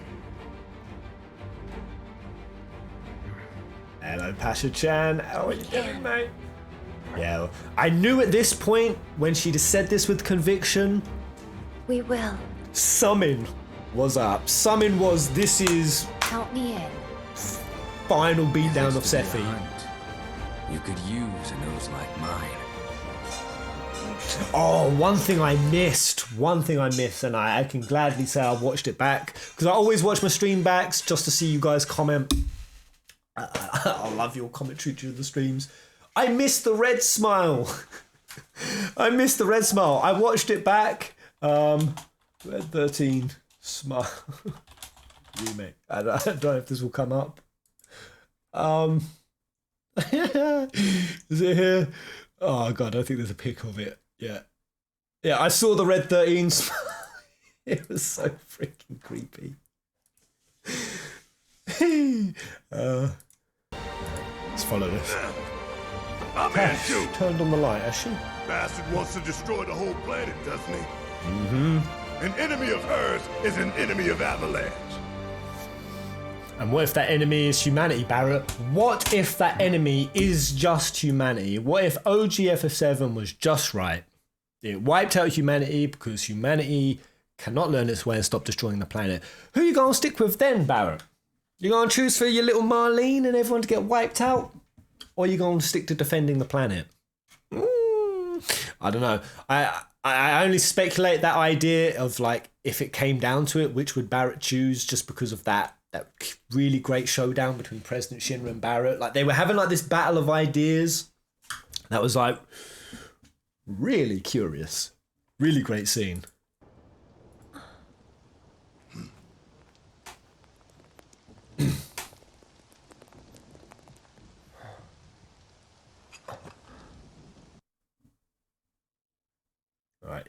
copyright for the tunes. Oh my word. Back and back, and then Aerith's final line. I miss the steel sky. The steel sky. And what was this final? Yeah, the final word was the unknown journey will continue. Square Enix don't have a fucking clue what they're doing from here on out. I don't believe they do. And it's beautiful. Hovek, mate, bringing all the love. So what do you think about meeting Kadash, another guy, Pre-Stigma, and SL's changing them? What do you think about meeting Loz, Kadash, and Yazoo, another guy, Pre-Stigma, and SL's changing them? They could even be people we help along the way. What, are you talking about them while they're in their Arbiter's form? I didn't do the assess reading. Was that where the clue came from? I mean, obviously they had the same glove, they had the guns. Apparently their movesets were the same from AC. But also assess hinted something I don't think I read. But what if this isn't AC Sephiroth, but an amalgamation via live stream shenanigans of Kingdom Hearts, Dissidia, Advent Children, and this timeline Sephiroth? Like all of the Sephiroths. I mean, who freaking knows, man? Who freaking knows? I mean, time was never that linear thing in the first place when it came to the live stream. French Zach's voice is Leonard. Play some tunies. I'm curious, did they go back in their own timeline? Because in order to cross paths with Zach, well, that could have been before Cloud was found at the station. Yeah, where is the little path crossies?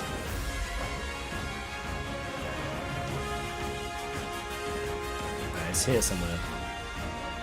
Watch it again.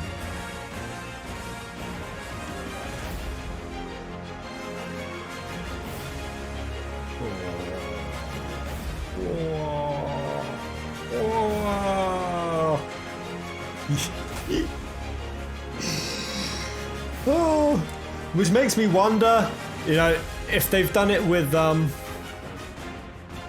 switch this song up. There's a tune I want to play, a different one. Makes me wonder if Zach knows anything. Do you think Zach maybe has some of his memories retained? I mean, it obviously didn't seem it from that. It's just like, oh shit, they're all gone. Who knows who's got what information? Or do you think it's just going to be like Zach playing through the events of the original? So like, I think Max said that it would be Zach going on the journey in place of Cloud, or that's what he theorized. And I'll be like, well, I thought, well, it won't be in place of Cloud because Cloud is still here. But legitimately, I remember wanting to write a story about, you know when he goes on the bombing run.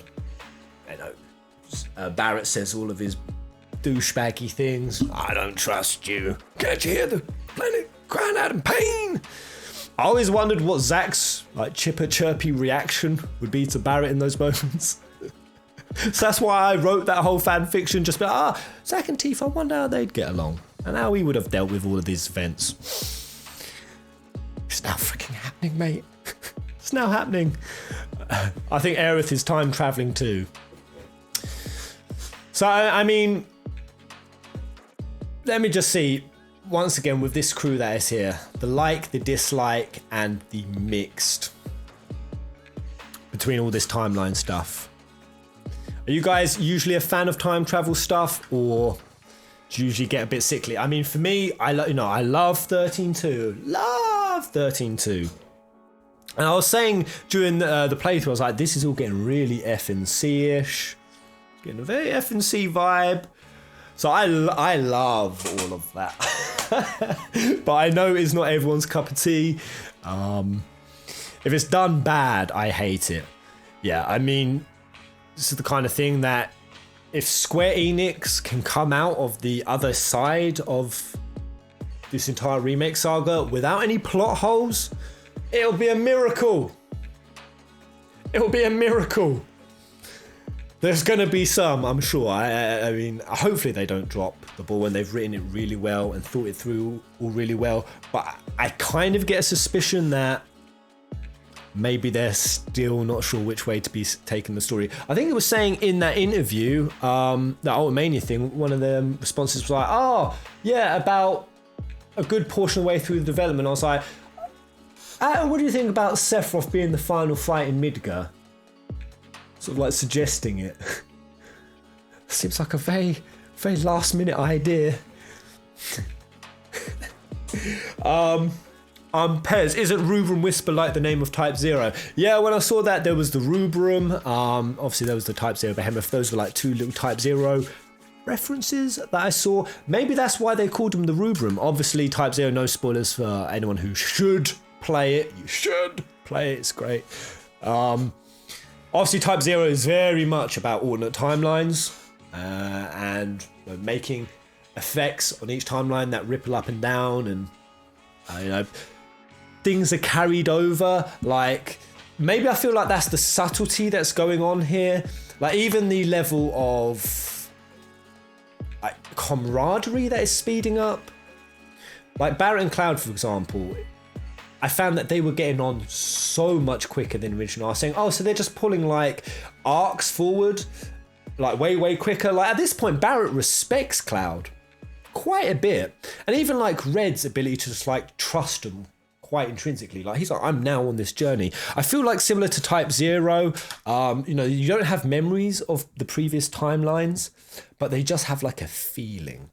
They have like these subtle feelings, and Type 0 went really clever into doing things like deja vu and like dreams, like remembering things from dreams. And Machina, for example, the reason why he was so creepy on Rem the whole game is because he was actually carrying over feeling, like little hints of feeling from every timeline, and they were really compounding in it. I wonder if the crew have that, and that's why their relationships are kind of evolving faster. And by the way, any music suggestions? I'll have a quick another pee because all of this stuff's making me nervous, man. I'm hype, but I'm nervous simultaneously. It's a weird feeling. It feels good. I feel alive, Square. You really made Remake and the entire Final Fantasy franchise something really exciting again. I don't know where it's going. I don't know really how to feel, but all I know is I'm pretty hype again. Music, smash 'em, rip 'em. Is that actually a theme? Hold up. Smash 'em, rip 'em. That's the name of a tune. Alright. Let me play that, go for quick. What a near automata start.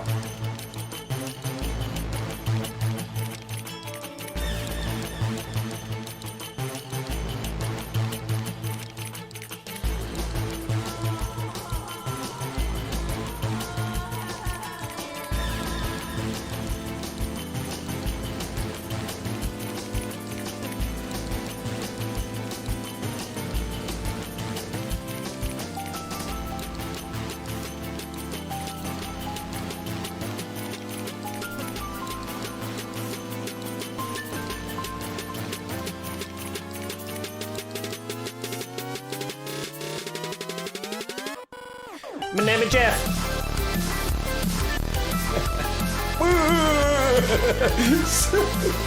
Oh man, this music's gonna freaking enjoy this entire remake. This is called Smash 'em Rip 'em. Jesus. Azzy84, Azzy P84, thank you, mate. Oh, and Akos. These names. Aho Cassie, thank you, mate. Sim will fuse with Genova final boss. Anything is possible at the point. This should help the process with some info. Vogie, hey, what up, mate? And Quantum 505. Did you see Everything Cloud dialogue scene at Aerith's house? Oh, yeah, I've sorry about that. So yeah, one other thing that was really curious in Max's chat. So going forward, one of the things they talked about was world format. So we can assume, based on Ultimania, that Square Enix is going to try to keep events similar to the OG. I mean, they out and out said it. You know, we're going to go to the same places, meet the same people, Does anyone actually believe, even on just that point, that we can go to all the towns, all the locations, meet all the same people, similar to the original, at this level of production quality, whilst also balancing a alternate timeline defying fate future Sephiroth bloody side plot that's running subtly alongside it? I can't. And then the other part is, what is the world format going to be? So Max was pretty convinced that it was going to be a la 15. The guy in the middle of the chat, I can't remember his name, said that he reckons more likely to be, and this is what I was saying, like some sort of wide linear 13-2 LR FF12 kind of structure. But then even like the way that they did, say, the sector slums, you know, when you cross between like the scrap yards, and it was kind of linear but opened up at nice areas, different ways to explore, like say the crossing between Midgar and Calm. I can imagine we'll just go in like a grassland, just like run along the grassland till we get to Calm. You know, there'll be some points to deviate off and explore. But other than that, I can see this being just a really linear kind of experience. And I mean, I always say OG FF7 was linear, right? You know, mountains shoehorned us through the journey. We had to go from point A to point B to point C. We had to go to the Golden Source to get the buggy to cross over to Cosmo. Sure, it opens up at the end, but I just can't see a la 15. I mean, a la 15 would be so much work. So much processing power and distance rendering, and this first part was 100 gigs. 100 gigs, man.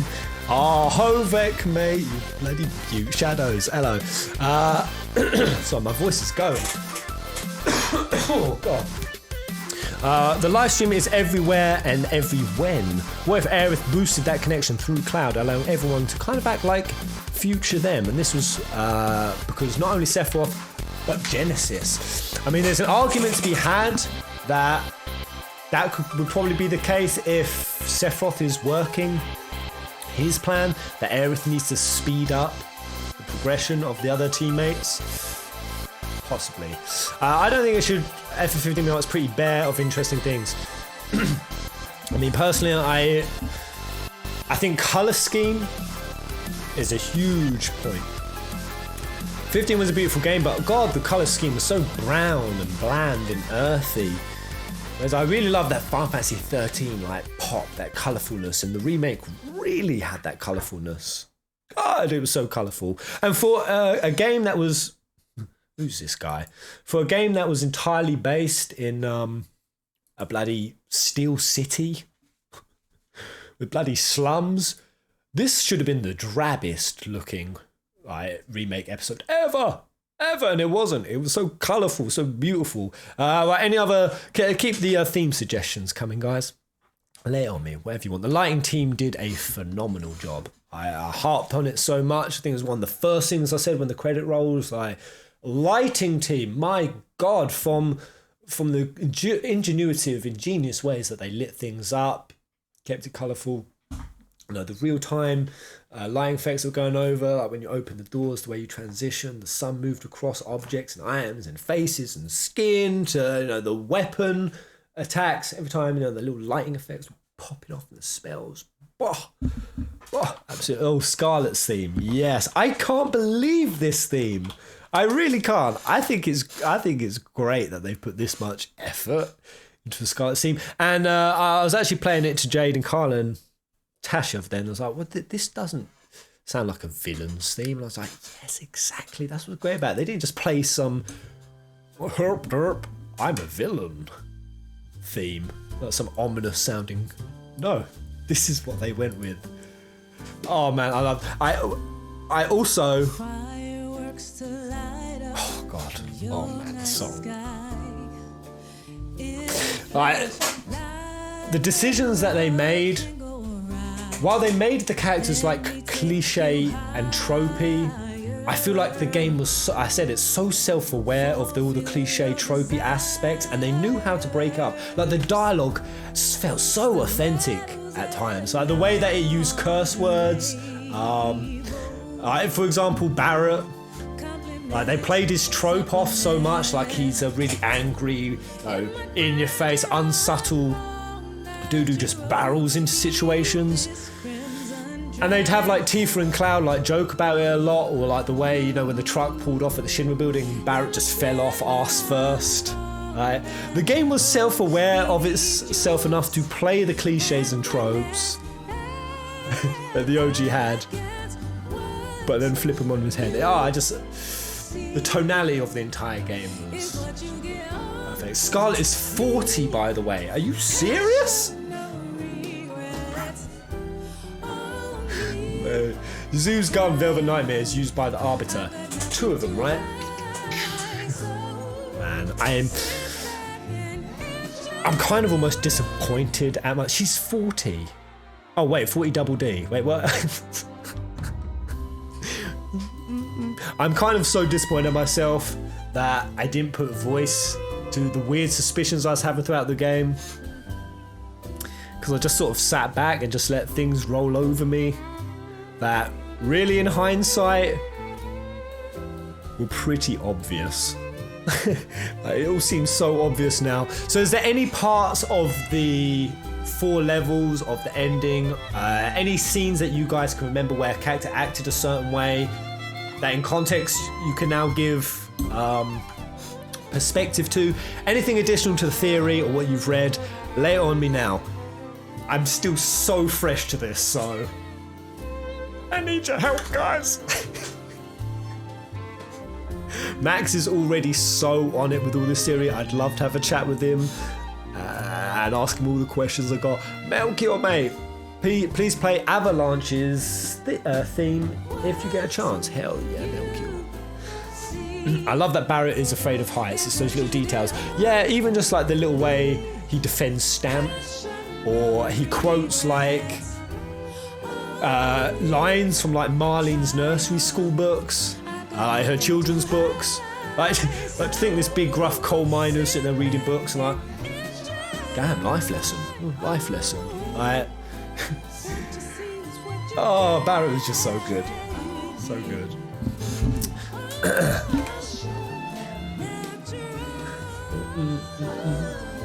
Doesn't Seth summon Meteor twice at the end? Does he twice? I mean, there's the first bit where we actually see the fire tornadoes, and then he sort of just puts his hand up again. Every act of the Whispers and Sephiroths makes sense. I really want to go back to... I mean, is there a video? Does anyone know where the Whispers got involved? I'd love to just watch them. And I knew it during the game. I was like, until I see specifically back what scenes the ghosts were intervening in.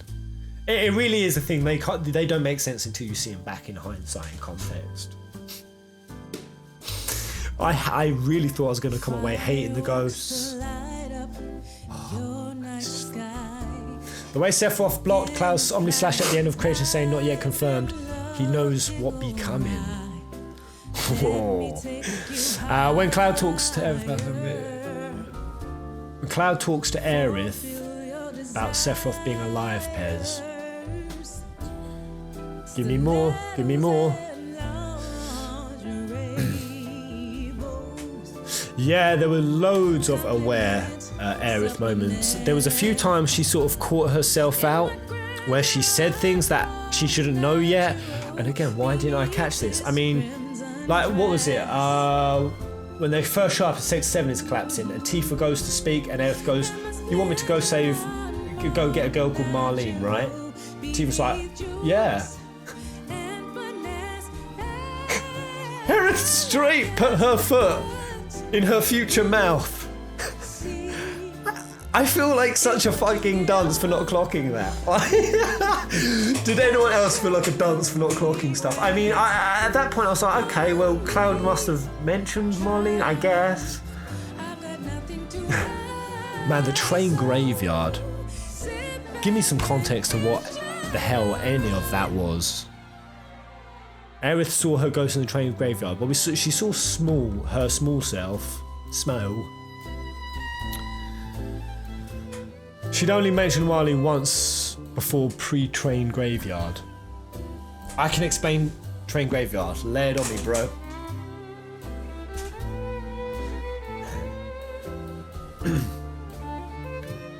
Pez Aerith says, Cloud, you can't love me. Did you get that cutscene? I did. I watched that.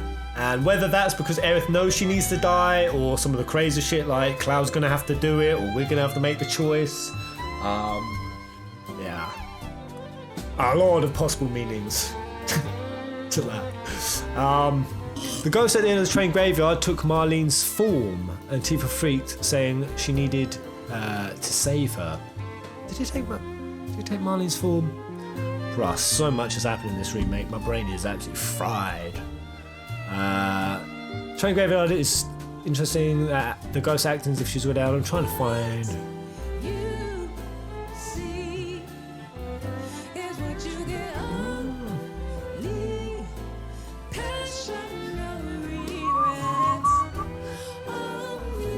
Try not to miss anything in these comments. I'm not seeing anything with the train graveyard. Sorry if I've missed someone's comment explaining to me.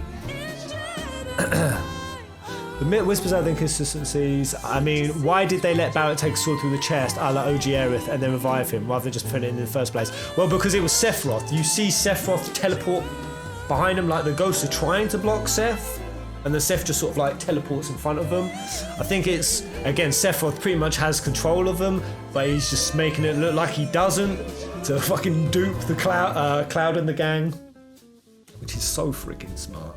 Manipulate a Sephiroth. Oh, I've missed him. It's so much better than just... No, I really thought from what I just saw of the ending, it was just going to be, oh, you know, badass, nutty, building, throwing Sephiroth, you know, acting the way Sephiroth did in AC. By them bringing that manipulator point, they've brought it back to the Sephiroth that is so much more like the OG one. I love that. Right, any other tunes, guys? This is... take a look at livestream Black and White. It'll explain Sephiroth and Aerith powers. So let me open this up. I'll keep that on the back pocket. Wait, is this a quick read now? Oh wait.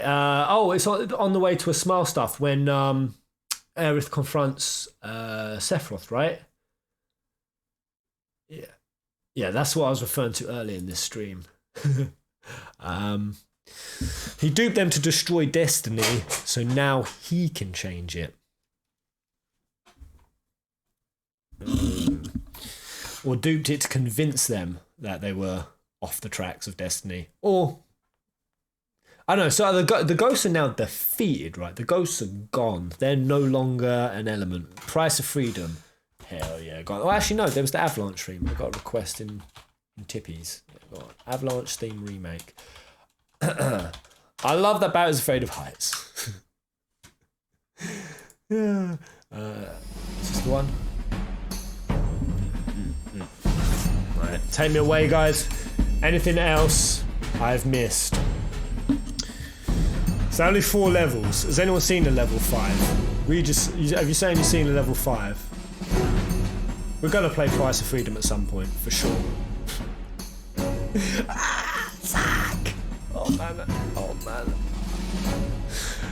Fanboying out still to this moment. It's been like 36 hours since I saw the ending, and my girlfriend and Tash, Tash and my sister, sorry, they've just been randomly seeing me just giggle and smirk. I'll just be sat there at the door, just like, are you alright? Like, the ending of this game, it doesn't look like it's done good things for you. You seem really freaked out, and I'll just be like, you don't know what I've seen. I'll just be sat there and I'll just be randomly bursting into, oh my god, what does that mean? When will you play 7 Remake hard mode again? So, I want to dive, but this is it depends on how this stream goes. Based on everything we've discussed so far, am I sounding like I've got a rough idea of what's happening? If there's anything else that I'm not framing right, or wording right, or not understanding right, this stream was less for me to come on and tell you guys about my theories and stuff. This was more for me to sneak info from you. Trust me, Pez, read Black and White is crazy. What, right now? I mean, that's old stuff, that On the Way to a Smile, right? Hard mode is the way to play. How many wipes are you anticipating? I mean, what was our final wipe count during the... Oh, by the way, for anyone who's waiting for the ending streams, they're going to be getting uploaded. The last one's supposed to be out this morning. I think one has just gone up while I've been on this stream. So the ending should be up by this evening today.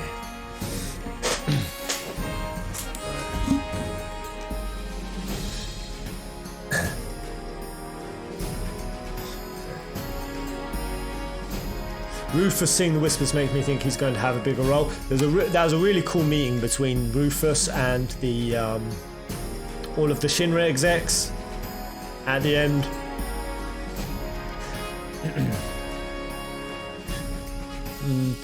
Do you share the same opinion as Max Millender's theory regarding FF7 are Suipes? There are parts of what Max was saying that I agreed with, disagreed with. It was like a whole big mix. I mean, situation that is extremely emotional. I put together all of these kings. Level 4 Omega Insight 99.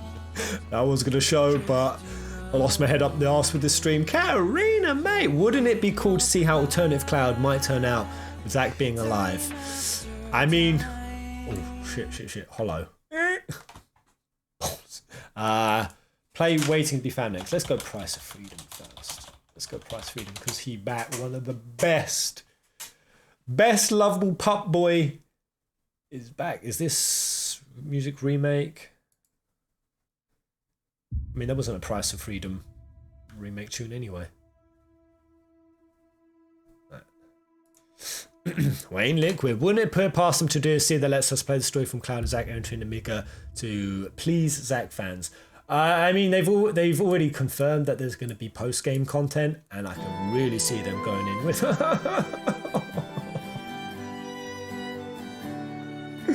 The pup is back!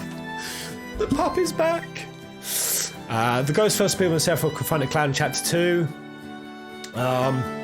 Yeah, to distract him so he wouldn't hook up with Aerith.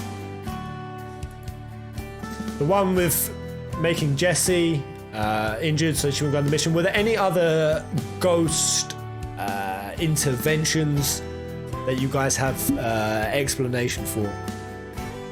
If you want to understand the ending, Najimi is the one who wrote Lightning Back on White Model and makes so much more sense.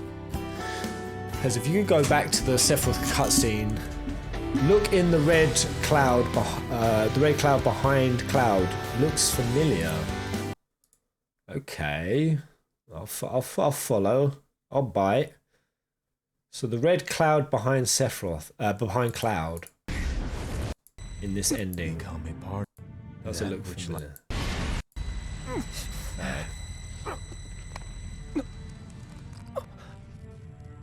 me have a look. Careful now. Careful now. That which lies ahead does not yet exist. I think the Sephiroth voice actually really works. I weren't sure about early trailer days. Wait, you're saying I'm looking in here? Look familiar.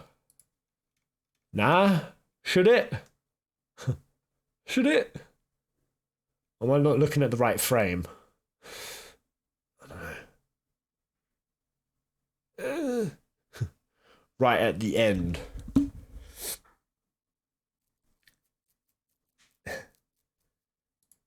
Is that supposed to be some sort of shape I'm seeing?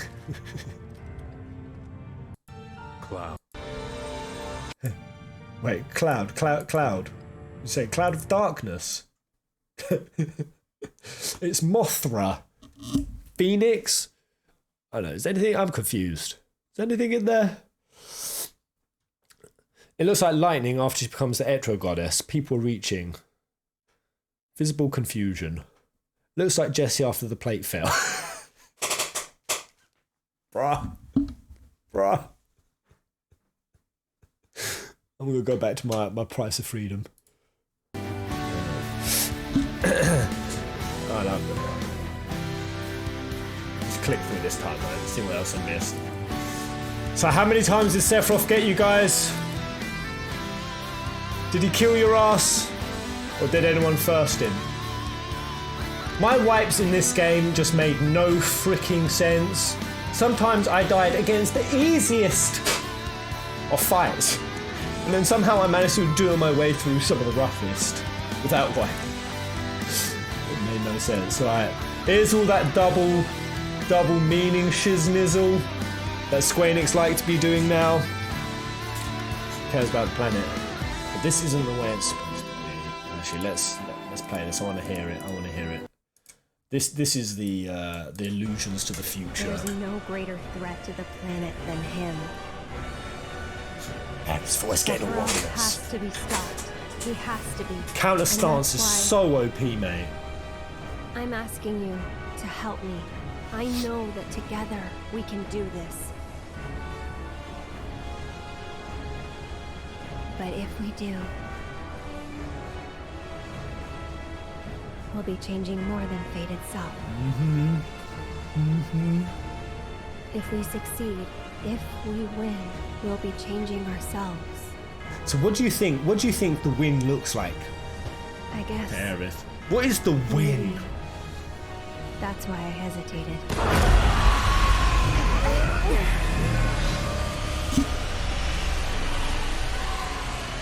Hello, Tyso. Welcome to the stream, mate. Evil God, that with the price of You freedom said it tune. yourself. He has to be stopped. Frankly, I've heard enough howling for a lifetime.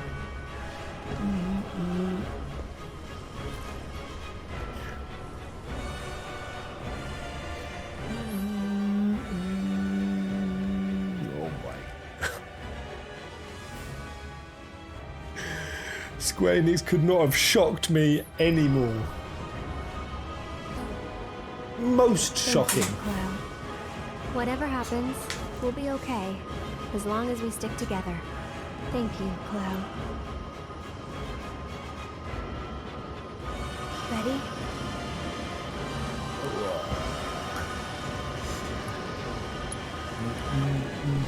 Never tried to challenge You had, destiny. was that it? 41 wipes. Well be That was the my last line of that's my defense. final It count. won't Oh be god. easy. Alright, based on the fact I wiped 41 times in the main playthrough, what's your guess for my hard mode? Let's go. Maybe it'll creep up to Fiddy. Fiddy wipes. Tree Fiddy.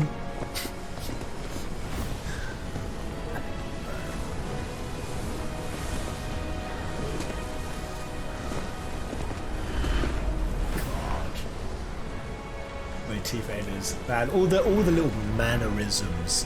They kept so many of the mannerisms, right? Even the way when Tifa's like uncertain about stuff, you know, when she like always crosses her arms. Wouldn't be the first time I spit in Destiny's eye.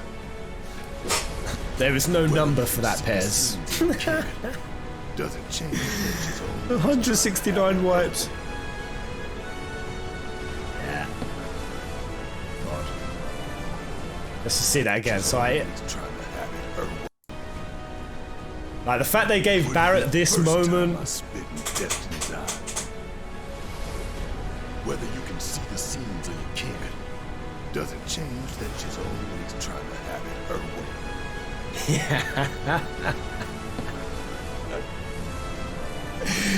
Hero, Barrett, a Daddy's fucking coming hero. home real soon,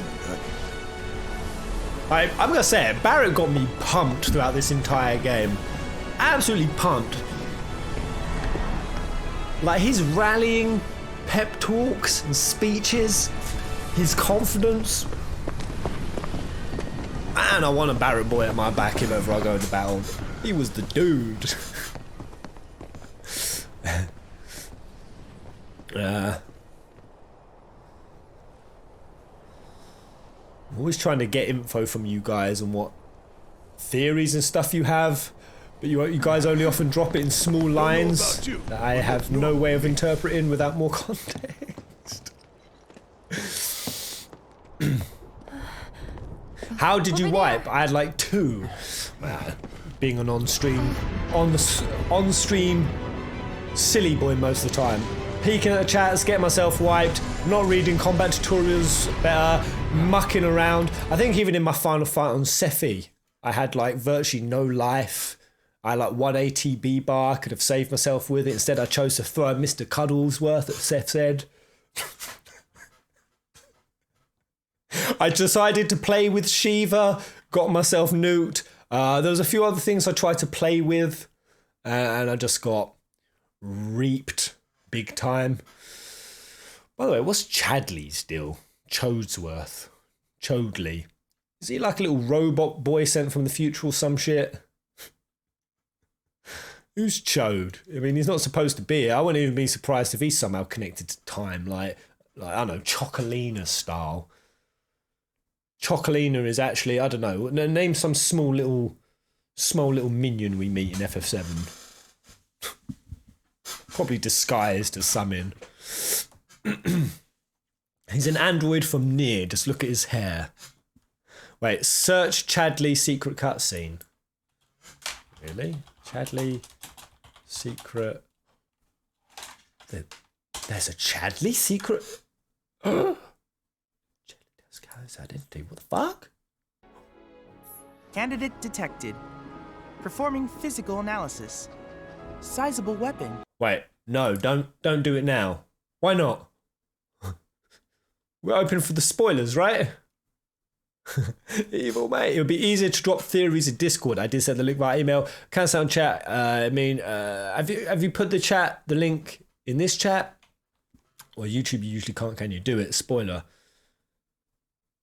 Screw it. I'm going in. Excellent cardiovascular health and impressive lung capacity. Perfectly balanced muscle and bone structure. Wait, this is when we first met him. My name is Chadley. I'm an intern for Shinra's Research and Development Division. I hope you'll be interested in helping me with my research.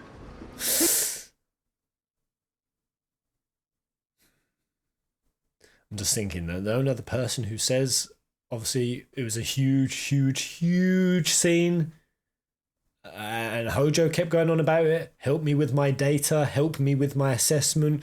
He comes from Shinra. Please accept this as a down payment. I He would ain't a like you to spy set for that Hojo. assessment materia in your equipment and use it to gather intelligence in battle. This data will help me to develop new types of materia. I need to fast forward. Oh, right, okay. You should know that I was given. Alright, okay. Don't know why they're playing the first Well part done, of the scene. Cloud. Makes no sense. You've managed to fully tap into the potential once locked within you. Now that my research is at long last complete, I believe that it's time I told you the truth about myself. Go on. I'm not human. I'm a cyborg created to serve as Hojo's assistant. I was given knowledge and power beyond that of a human. But I was robbed of free will, bound to obey the whims of my master. But when we met, Cloud, I sensed something within you. Something I knew would allow me to break free of my chains. By identifying and studying a subject with infinite potential such as yourself, I could adhere to the direct. See, I mean, even that little conversation there about free will, and even what Barrett said as he was crossing through that portal, that whole thing about she always wants Destiny of Fate to be kept on track no matter which way, whatever that line just was. I don't know. I said this when the whole thing about the Watchmen were coming up, the Whispers, and they're trying to change Destiny. Like, where does free will in your mind sit in all of this? Are the ghosts wrong because they're trying to keep things on track, trying to force events so they're going against free will? Or directives imposed upon me, all the while pursuing my plans for independence in secret. Your combat in secret. For independence in secret. Okay, yeah. Your combat data provided me with the vital information that I required to enhance my basic functionality. This is the result. Through my research and with your assistance, I have freed myself from Hojo's bondage. Cool. Fuck's sake, Cloud. That is not the response. Cool, right, robot. Hojo system, cool. Where's my material, bitch? Thank you enough for your help. You've given me the power to finally live life on my own terms. So, what are you gonna do now? I'm not sure. It's all a big, wonderful mystery.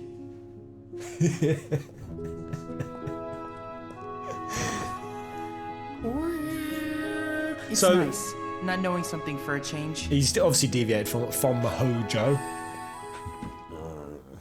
What did you guys think of Hojo in this remake? Think they did him well? I mean, he was an ugly motherfucker. They made him bird ugly. He was creepy as hell, especially when he's on the glass. Sort of shaking, getting all excited and freaky. Also, do you think that they needed, and it was the right call, to remove the creepy bestiality, mate Aerith and Red together, for one? And then secondly, do you think that the way that it was changed up, them not being in prison and there not being blood, like the Shinra, basically the lab massacre not being in there. So I thought that those two things were, I mean, maybe the first one. The second one, I thought that they'd cut it because it was too grisly, but I'm guessing looking back, is there a reason why? I guess there must be something in the, like, did the ghost lead us to Aerith's room? How did we avoid that aspect of going into jail and the massacre?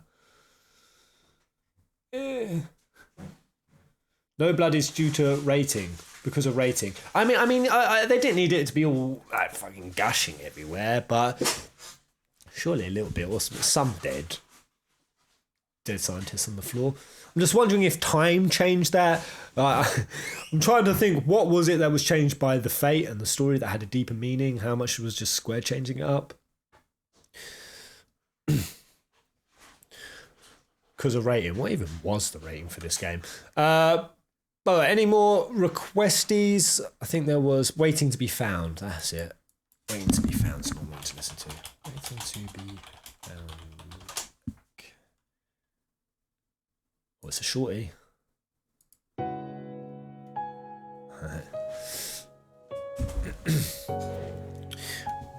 That's the way this is in the coaches won't work. Right, so are there any other parts of this game, theory, going forward, anything? We'll just open the tinny's hat wide open now. So I think we've covered most of the 4 levels. Is there anything that you guys have seen that are purely in the realm of speculation for the future going forward? Still don't understand the train graveyard either. If someone did type in the explanation, so I didn't see it. This plays when Aerith requires in the graveyard. The underground lab is also called Deep Ground in Ultimania. It is called Deep Ground. Yeah! What? You've got post link in chats, which is weird, but it is roughly Discord. GG, say space out. Roger, if there's a way I can link it out.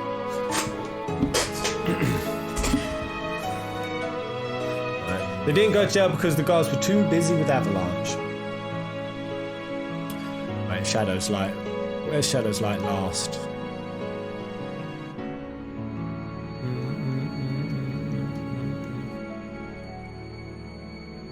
Shadows. Where's your message, Shadows? Where did you send me? Oh, right, okay. With Wedge, did Cloud need to see Deep Ground, find Wedge, and then Wedge was thrown out of the window at Shinra? Is that what happened? Is that what freaking happened? Because there was the window smash, but we didn't see it. Did they just lob Wedge out the freaking window? Right. How do you think they'll reintroduce Biggs? Bloody hell, mate. Couldn't even consider. Pez, what do you think of Rufus? I only watched the stream as I was behind at that point. When I first saw his model, I was like, I'm not sure on the way this Rufus looks. But after the dialogue and the fight, which was a balling yet aggravating fight, man, count stance OP. I don't think I would have done it without count stance. Really cool Rufus. I like this Rufus. Yeah, sounds and looks really different to anyone we've had before, which is really like AC and OG, but pretty badass. I liked. Right. Convo between Wedge and Aerith hints that she definitely knows the future. What convo did they have? Give us the convo.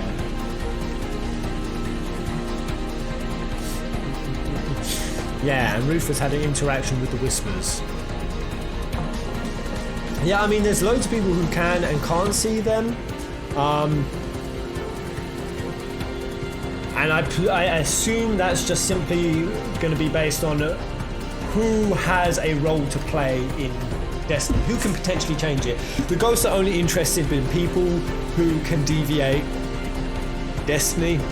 So I would assume that's why it's the people that the Whispers have chosen to give information to. And obviously Rufus has a big role. Wedge was obviously killed. They kept him alive just to throw him out the window. Why do you think Aerith allowed Red to know everything like Marlene? I don't know why specifically she would have touched Red just for Red to explain the Whispers. Maybe Red, because by Red seeing his future, because is it a case that someone can only see their future? Like, for example, Aerith wouldn't have been able to show Cloud Red's future. So Red realistically is the only character who can see the ultimate ending, which is a planet without any humans on.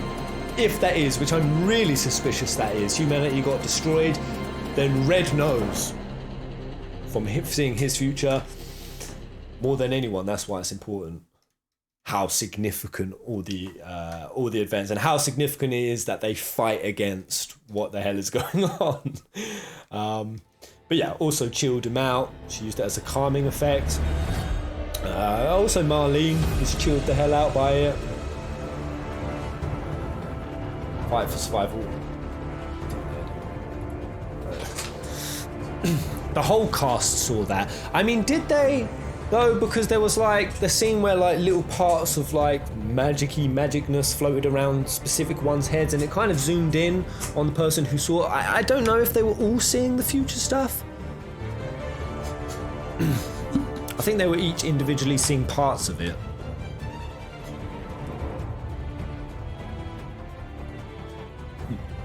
These YouTube song volumes are all over the place.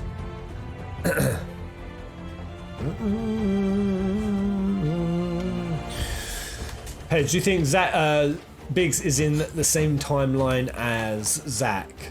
I mean, that timeline...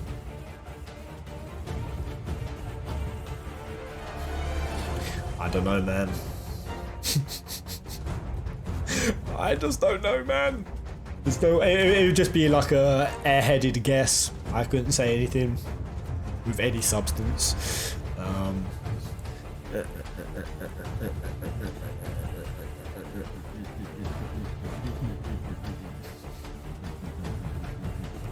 They all looked at Red when it happened. That's the thing. I am so blind on all of this right now. Like all I've really done is watch the Max thing, read bits of the Mania, till I really go back and see scenes. That's when I'm going to dive way deeper. But you guys have helped me more than anything process my thoughts. You guys have guided me along, so I'm not tripping too many balls. This is just how freaking nuts Square Enix have decided to get with it all. A requel, freaking requel. This is a great tune. When there were all those sequel comments coming through, I was like, nah. I think I even said it at the end of the playthrough. I was like, sequel? Nah, it really is. It really freaking is.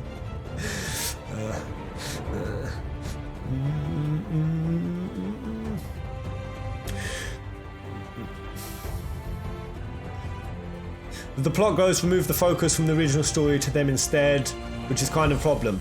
Why do you think it's a problem, Skipper, sir? Genuinely curious. Why do you feel that the ghosts are a problem? I'm not entirely... Again, I was getting pissed off with the ghosts at some point, the way they were implemented. Obviously, I can appreciate them a hell of a lot more now. They were definitely a distracting aspect. It could be quite frustrating on the first playthrough, but again, until I replay, I think they're pretty sick. Wayne, hello, mate. Hi, Jado. You alright? Players, look at the Zack scene with sparkly stuff revealing Midgar. Then you see some sparkly stuff fall in the scene of the Biggs reveal. I mean, I assume all the sparkly stuff was just ghosts are gone. From here on out, there is no shoehorned fate or shoehorned events. Anything can happen. Anything can happen. Pez, did you see the lyrics to Hollow? No.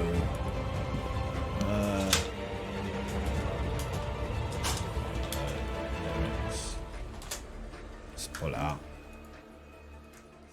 I haven't looked. Will you consider playing OG till Remake Part 1? I still want to jump on and do some OG. See how that feels. Going back. Now we know all that we know. Was the final fight Sephiroth of still the arbiter of fate? Yeah, I mean that's the, again, like I said earlier in the stream, that's what I've taken away, is that Seth has pretty much taken control of it, and that was just a dupe. Big giant dupe. His remnants were in freaking control.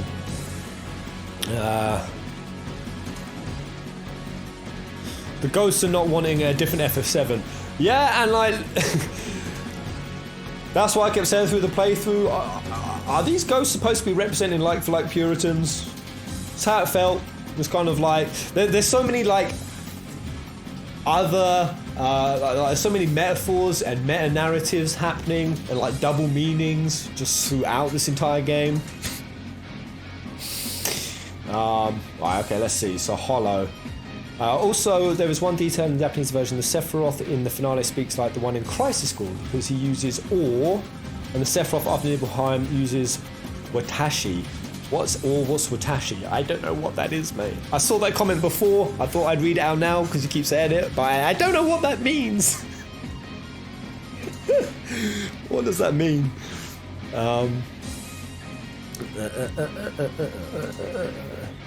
Now more focus on their new story now than to focus on the original. So original events will one way or another be compromised, like downstairs instead of heaven being cut, for example.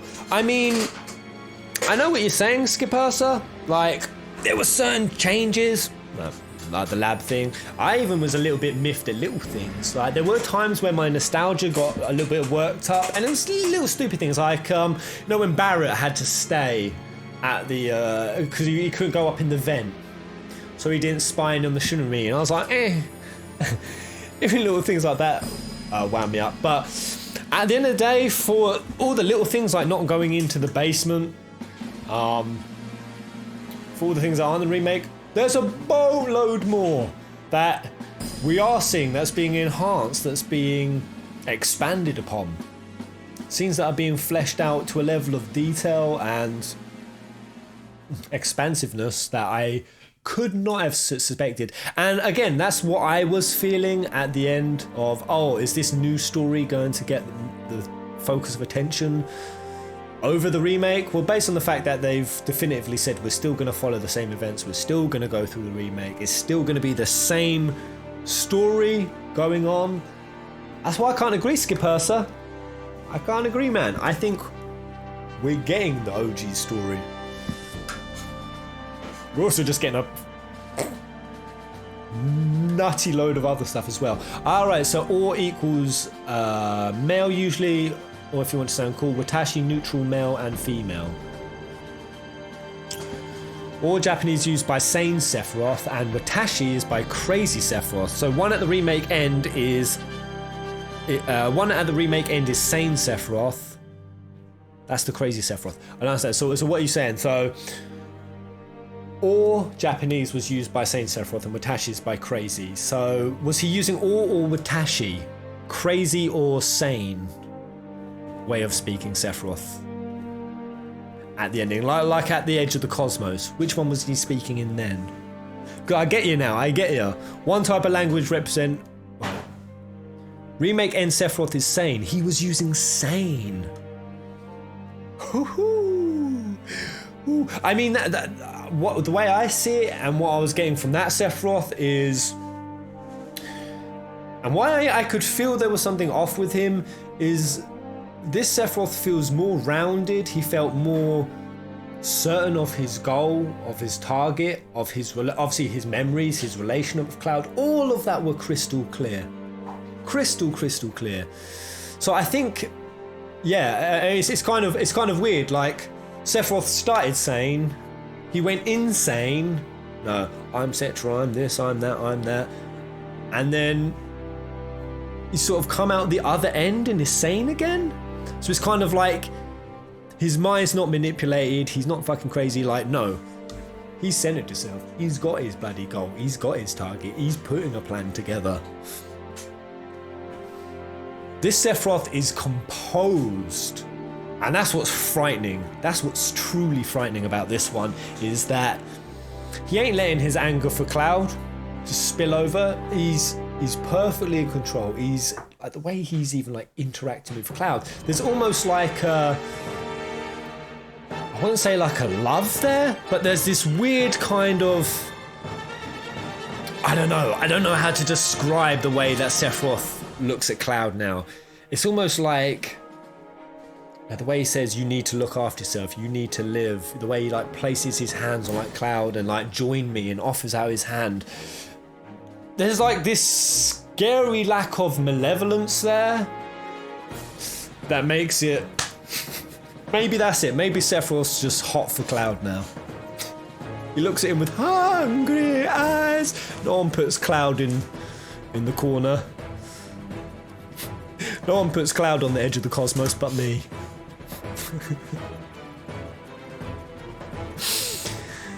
But it was curious when Hojo was like, I might go have a chat with this Sephiroth. I might go have a chat with him. I would have liked to have seen that. He thinks of him as a puppet. I don't see that anymore. I mean, maybe, I don't know. Or he sees him, it depends how much is genuine. Because, you know, when Sephiroth says together we can save the planet, was that just a trick so he didn't meet up with Aerith? When he says lend me your strength, I don't know. I don't know.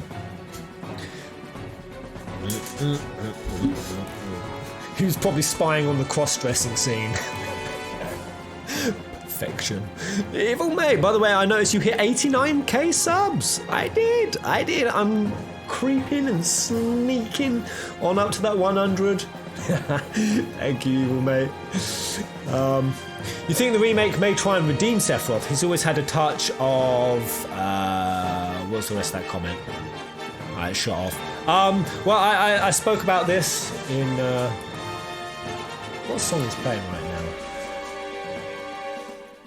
I said this in some of the highlights when I was doing the allies. Like, yeah, Arden was beautifully relatable, and might they try and take that route with Sephiroth? Because again, he does want humanity to continue. There is a side that is relatable with him. His goal is the same, like I said, as Aerith. He just has a different way of looking at it.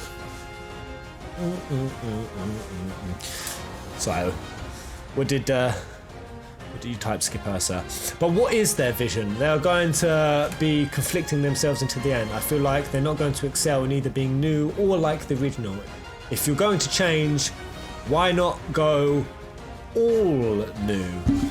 Well, I think because we can have the OG experience, but we can have it enhance and explain literally open-ended stuff that came and has existed since the OG days. You know, I think it's crazy to think we didn't overthink this enough with like the wing, but you know what did that for me? Like, I honestly would have been so on this with the tinny hats, but after, you know, I'll tell you what really burnt me out with overthinking, besides the weapons on the case, more than anything, it was the, you know, remember when Dissidia old Misha goes like that? Oh no, she goes like that to Squall and asks for one more dance. And then it was like, not that long ago, a year or two, when I think it was Kitase just confirmed Ultimisha is not Renoa. It's like, nah. So after that, I was like, you know what, Square, fuck you. You do all these things, you stick all these symbolisms and these imageries in, and you just do it for the sake of it. So when I saw all that stuff with Remake, I was like, alright, this is just Square. They're just fucking doing what Square does. Adding stuff for the sake of adding it. Square Enix honestly burnt my bloody bridge that they would ever go to this level of insanity with the plot. Everyone at Square tends to contradict themselves so much that even official stuff should be taken with a small grain of salt. That's it, man. And they can go down the rabbit hole and then they can backtrack on it real quick. So how many more parts do you think we've got, guys, to see this freaking Mad Lad story play out? How many parts over how long? Take your guesses now. I'm going to guess. Get me on record. Put yourself on record as well. I reckon we're going to have, I was going to say, 2 more significant parts with 3 to 5 micro parts between, and another 3 DLC after the experience. I reckon we'll have interlude content and expansion stuff, and I think it'll be about 4 or 5 years in total. 4 parts. 4 over the next 10 years. 4 over 5 years. 3 over 8 years. 7 parts over 77 years. Fuck! 4 to 5 over 8 years, 2 or 3 parts, who knows? My gosh. My gosh. Alright, you guys have helped me out so much getting myself up the levels. Is there anything before I bounce out? Because you best believe I'm now feeling a bit more hype. I'm feeling a bit more confident. I'm going to finish up some of these things you guys told me off to go and read and research. And I'm going to get my reviewer going. Review this bloody title. And then hopefully, I'm going to bring back my confidence off my tinny hats, and I'm just going to go nuts with the theories. Nuts. I'm going to bring out theories that even you guys are like, oh, Pez, Jesus, mate, you're going a bit too far. Fucking hell, mate. I will not get caught off guard by Square Enix again by underthinking. I'm going back to overthinking Pez. Overthinking Pez is returning. Overthink fucking everything. We're going level 10, baby! Wu-Tai War Part 2 in next game, Pez. Well, again, I mean, there's loads of references to Wu-Tai War. I mean, maybe they've referenced, because, I mean, there is no Wu-Tai War. There is no Wu-Tai War. There really isn't anything in OGFF7. Literally, all there is a peace treaty that's been in place where Wu-Tai has to hand over its materia and Yuffie hates it. But the amount they're bringing it back and propaganding it and referencing it, and even civilians are talking about it, maybe the war gets tied into the way things change as well. Frickin' hell. Who knows? Level 20 theory. What if the ending of the remake leads into the Zack surviving timeline? Same with how OG timeline leads into the remake timeline. Yeah, I spoke about that earlier. Like if they merge the timelines and everyone lives happily ever after, which I don't want. Wu-Tai would be bloody beautiful. Maybe Rufus doesn't care about Wu-Tai. Well, what is it that Rufus says that he plans to do that his father didn't do? His dad tried to rule with so like money, and the Rufus says, I'm gonna rule with fear. I'm trying to remember from OG where is that Rufus says. He says like it's fear or something. Rule with fear rather than money. Yeah, it's as simple as that. Yeah. That would be bloody nuts if on this new timeline or part 2. By the way, what do you think they'll call these other parts? Because obviously first part is remake. I saw some people saying like might be in the stream earlier, like relive and then retold or something. They might go for like a naming scheme like that. Oh, Red would definitely. Rebirth and Reunion. Oh, they're good. They're good. Next part, Rebirth. One part, Reunion.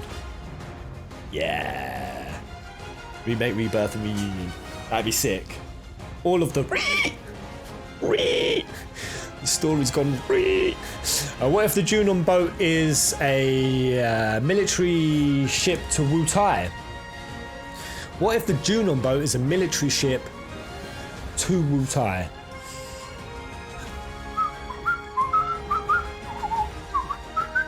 Well, I was actually talking about Junon the other day. Well, yesterday during the Ally stream. Like the weapons, you know when the weapons came out the ground? We didn't really get to see them do much. Like we saw them attack Junon. Like were the weapons just going to come and try to obliterate mankind? Obviously, there's something born from the planet. Were they on a bloody genocide spree at that point? I think the weapons were. Which, if that is the case, that's just more to support that. I think with Bugenhagen, the planet is going to kill humanity. Call it Tifa's Melons Part 2.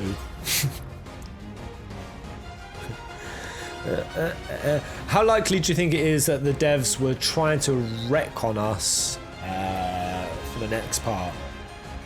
I mean, that's exactly what they did. Drop frames with max is the way to go, Pairs. Another watch. Let me pull that up. Dropped frames. Remake. Is it like this one? Is it another 2 hours and 44? No, they got a few. Which one's got max in? I'll find it. I'll keep that there anyway, so I'll be able to see it. And down. The puritists are all dead now. I don't think they're dead, but I think they're definitely going to be smouldering in a cave somewhere, angry as hell. Jinte, could the return to Midgar have lasting consequences, resulting in 2 parties, Cloud's party and a live stream party? So like with the Arbiter of Fate fight, victory comes by dividing and conquering. I mean, I don't want to spoil 15, but if they went for that kind of plot thing, that's kind of exactly how they did it in 15. When they took down, I shouldn't say too much, but yeah, they'd one team on one side, one team on the other. But I've always said, way before this remake, whether Aerith lives or dies, when we get to the final fight, I'd love her to come in a live stream manifestation. Because, you know, you're fighting Sephiroth right near the Northern Crater. If a live stream could manifest as Aerith and Zack, and they could fight on the other side, I always thought that would have been really cool. But at this point, I don't even know. I don't know. I want to see you guys lock in one more guess. Will Aerith definitely die? Being an option contingent on the player? Just die at another part of the game? Or survive entirely? Get your guesses in now.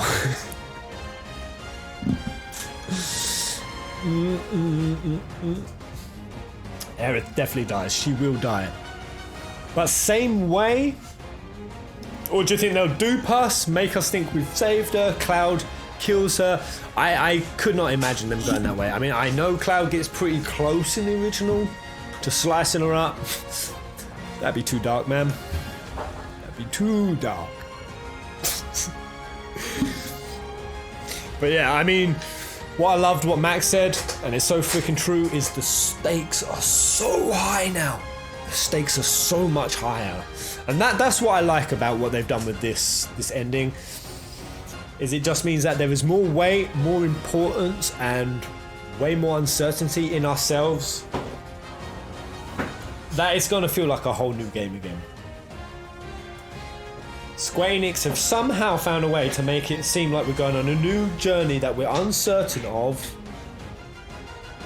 while at the same time we're still going to be playing the same events and it's still going to be a remake. Fucking clever, Square. Fucking clever. Oh man. Zack's timeline exists just so that Cloud breaks the Buster Sword and somehow gives him one from the other timeline, thus dying with Aerith. What is this? So that Cloud breaks the Buster Sword and somehow Zack gives him one from the other timeline, thus dying with Aerith. Oh my god, Hovek. Oh my god.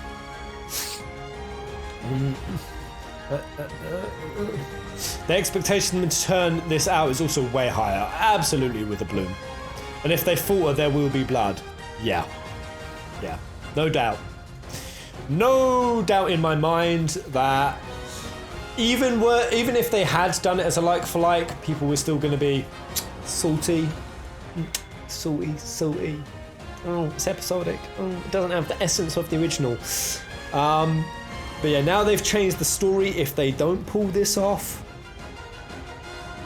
people are going to just be raging that they obliterated the story. I mean, that's going to happen regardless. Everyone realizes this, right?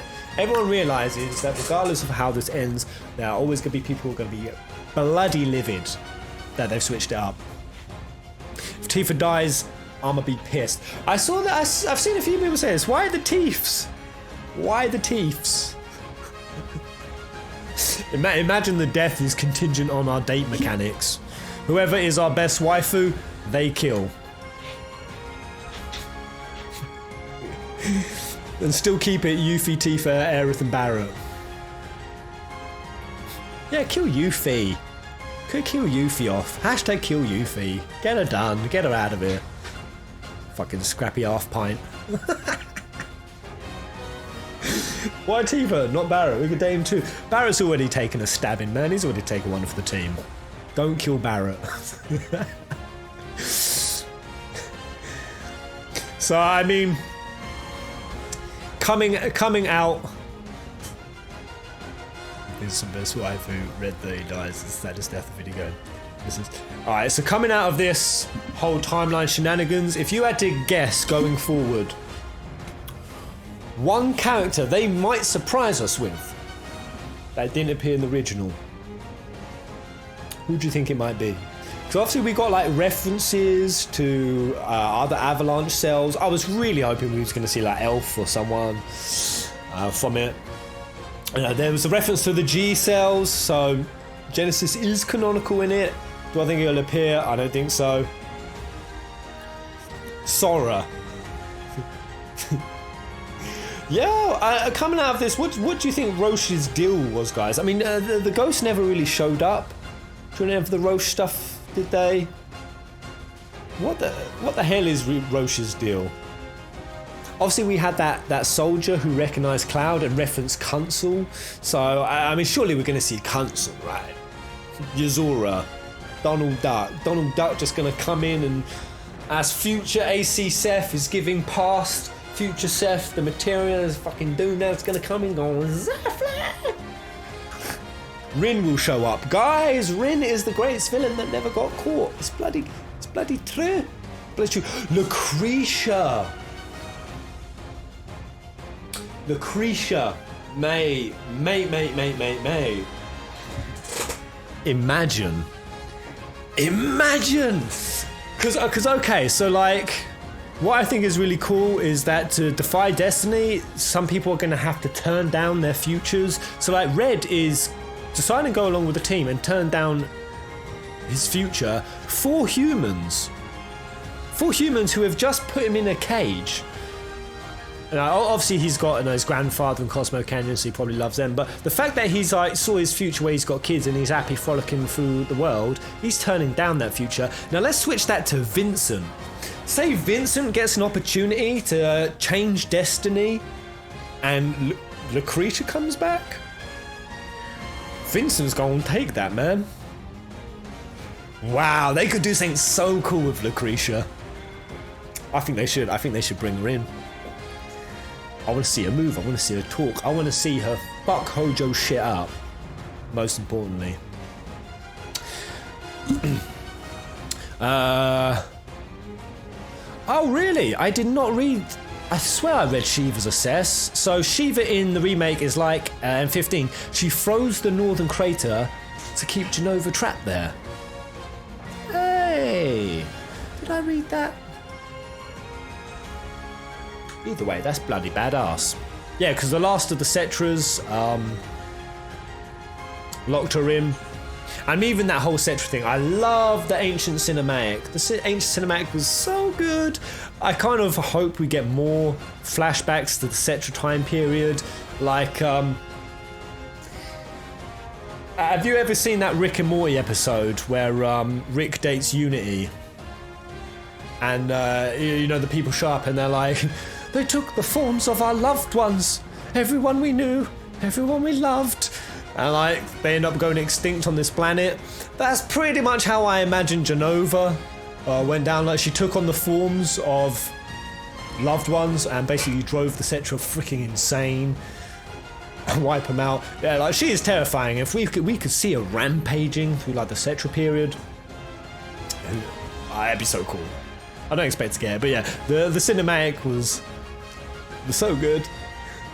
And the way Neo Midgar looked, absolutely amazing. Absolutely amazing. Anyway, I have been literally waffling. This has been the most waffly stream in the history of streams. But I can't believe all the beautiful people have been dropping tips. And huge love for all of you who follow me on this remake journey. It's been bloody dank. Anything before I bounce out? I'm going to do more of these hangout, live stream, chat things, even though they're waffly and there's been no real structure. It's just freaking fun, man. Faceti, mate. Hello. I think Roche will appear in each new part, but a rank higher. So second class in part 2 and first class in part 3. Each time we see him more Mako empowered, but also more unstable. Yeah. I like that. I think there really has to be something in the Mako injecting process, like the making of soldiers and what they undergo, that Roche could be a cool exploration into, I think. But I don't know.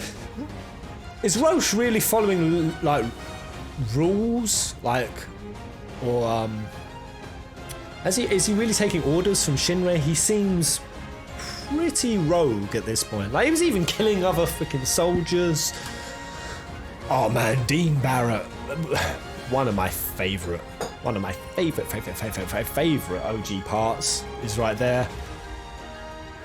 All I can see now is like bloody Dean just dropping backwards, like I'm done, man, I'm done, I'm fucking crazy. Just fall back and just one the ghost just coming and just grabbing him back up. I'm like, fuck, no. I don't know, man. I'm not gonna lie. I love that, and I'm super hyped from the remake. But if I can, I'm not 100% there. Like I really thought my fanboyers and blinkers would come over and be like, I'm 1000% behind this. There's parts I'm genuinely worried and terrified about, and I think it could go either way, man. I'm like on this on the fence. All I know is that first part was fucking gorgeous. The dialogue was bloody amazing. The entire game was a joy from start to finish. Even some of the most boring, tedious stuff, and the quests were just objectively terrible quests, and yeah, they were still fun to do. I just had an amazing experience playing that entire game. And yeah, even in light of that ending, even in light of that, I'm still gonna do it. I'm still gonna give it a 10 out of 10, baby. It was a 10 out of 10 freaking experience for me, man. Subjectively 10 out of 10. Objectively I'll give it something else, but I don't give a shit about that. 10, man. 10 out of 10 experience. Yeah, I can't agree with you, Lashings. Right, the last thing you have to do is read Najima's novel to understand the remake in better. It's the live stream black and white novel. I mean, have I still got this open?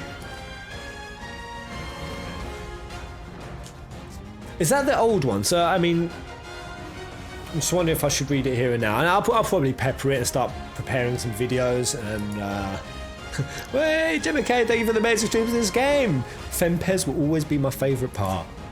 She will live on. I fell out my chair at so many moments during the game.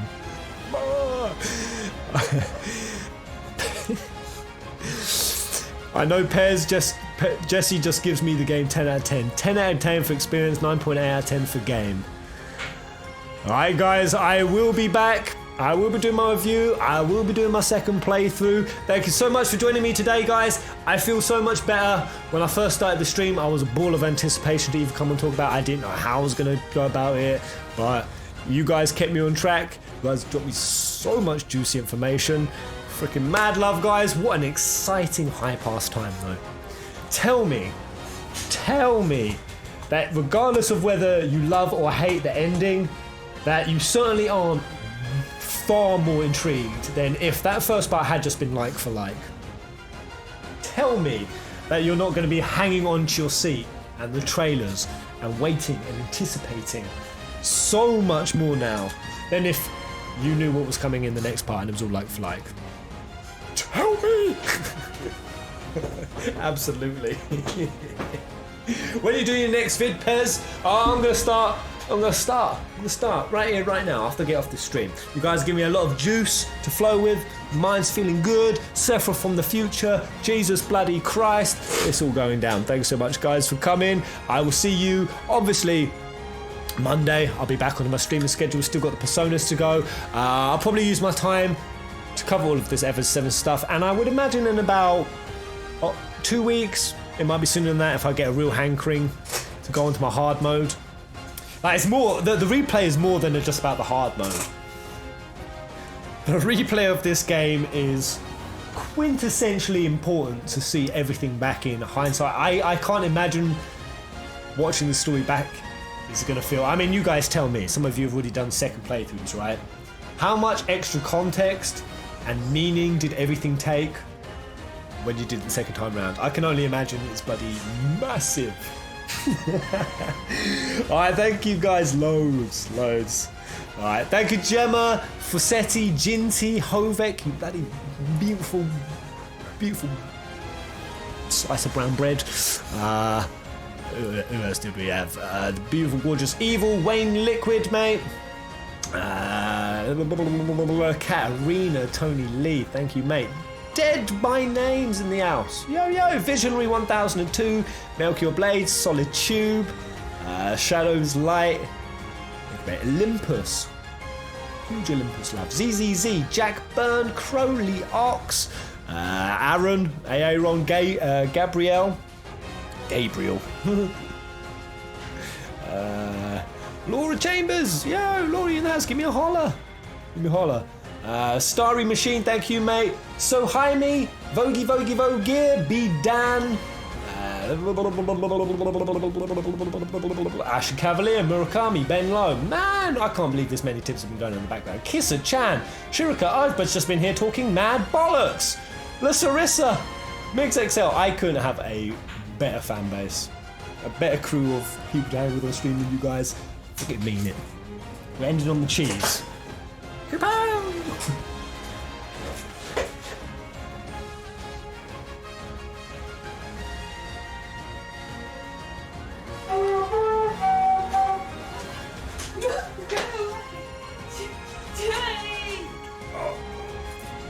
Sign me out with your pretty face.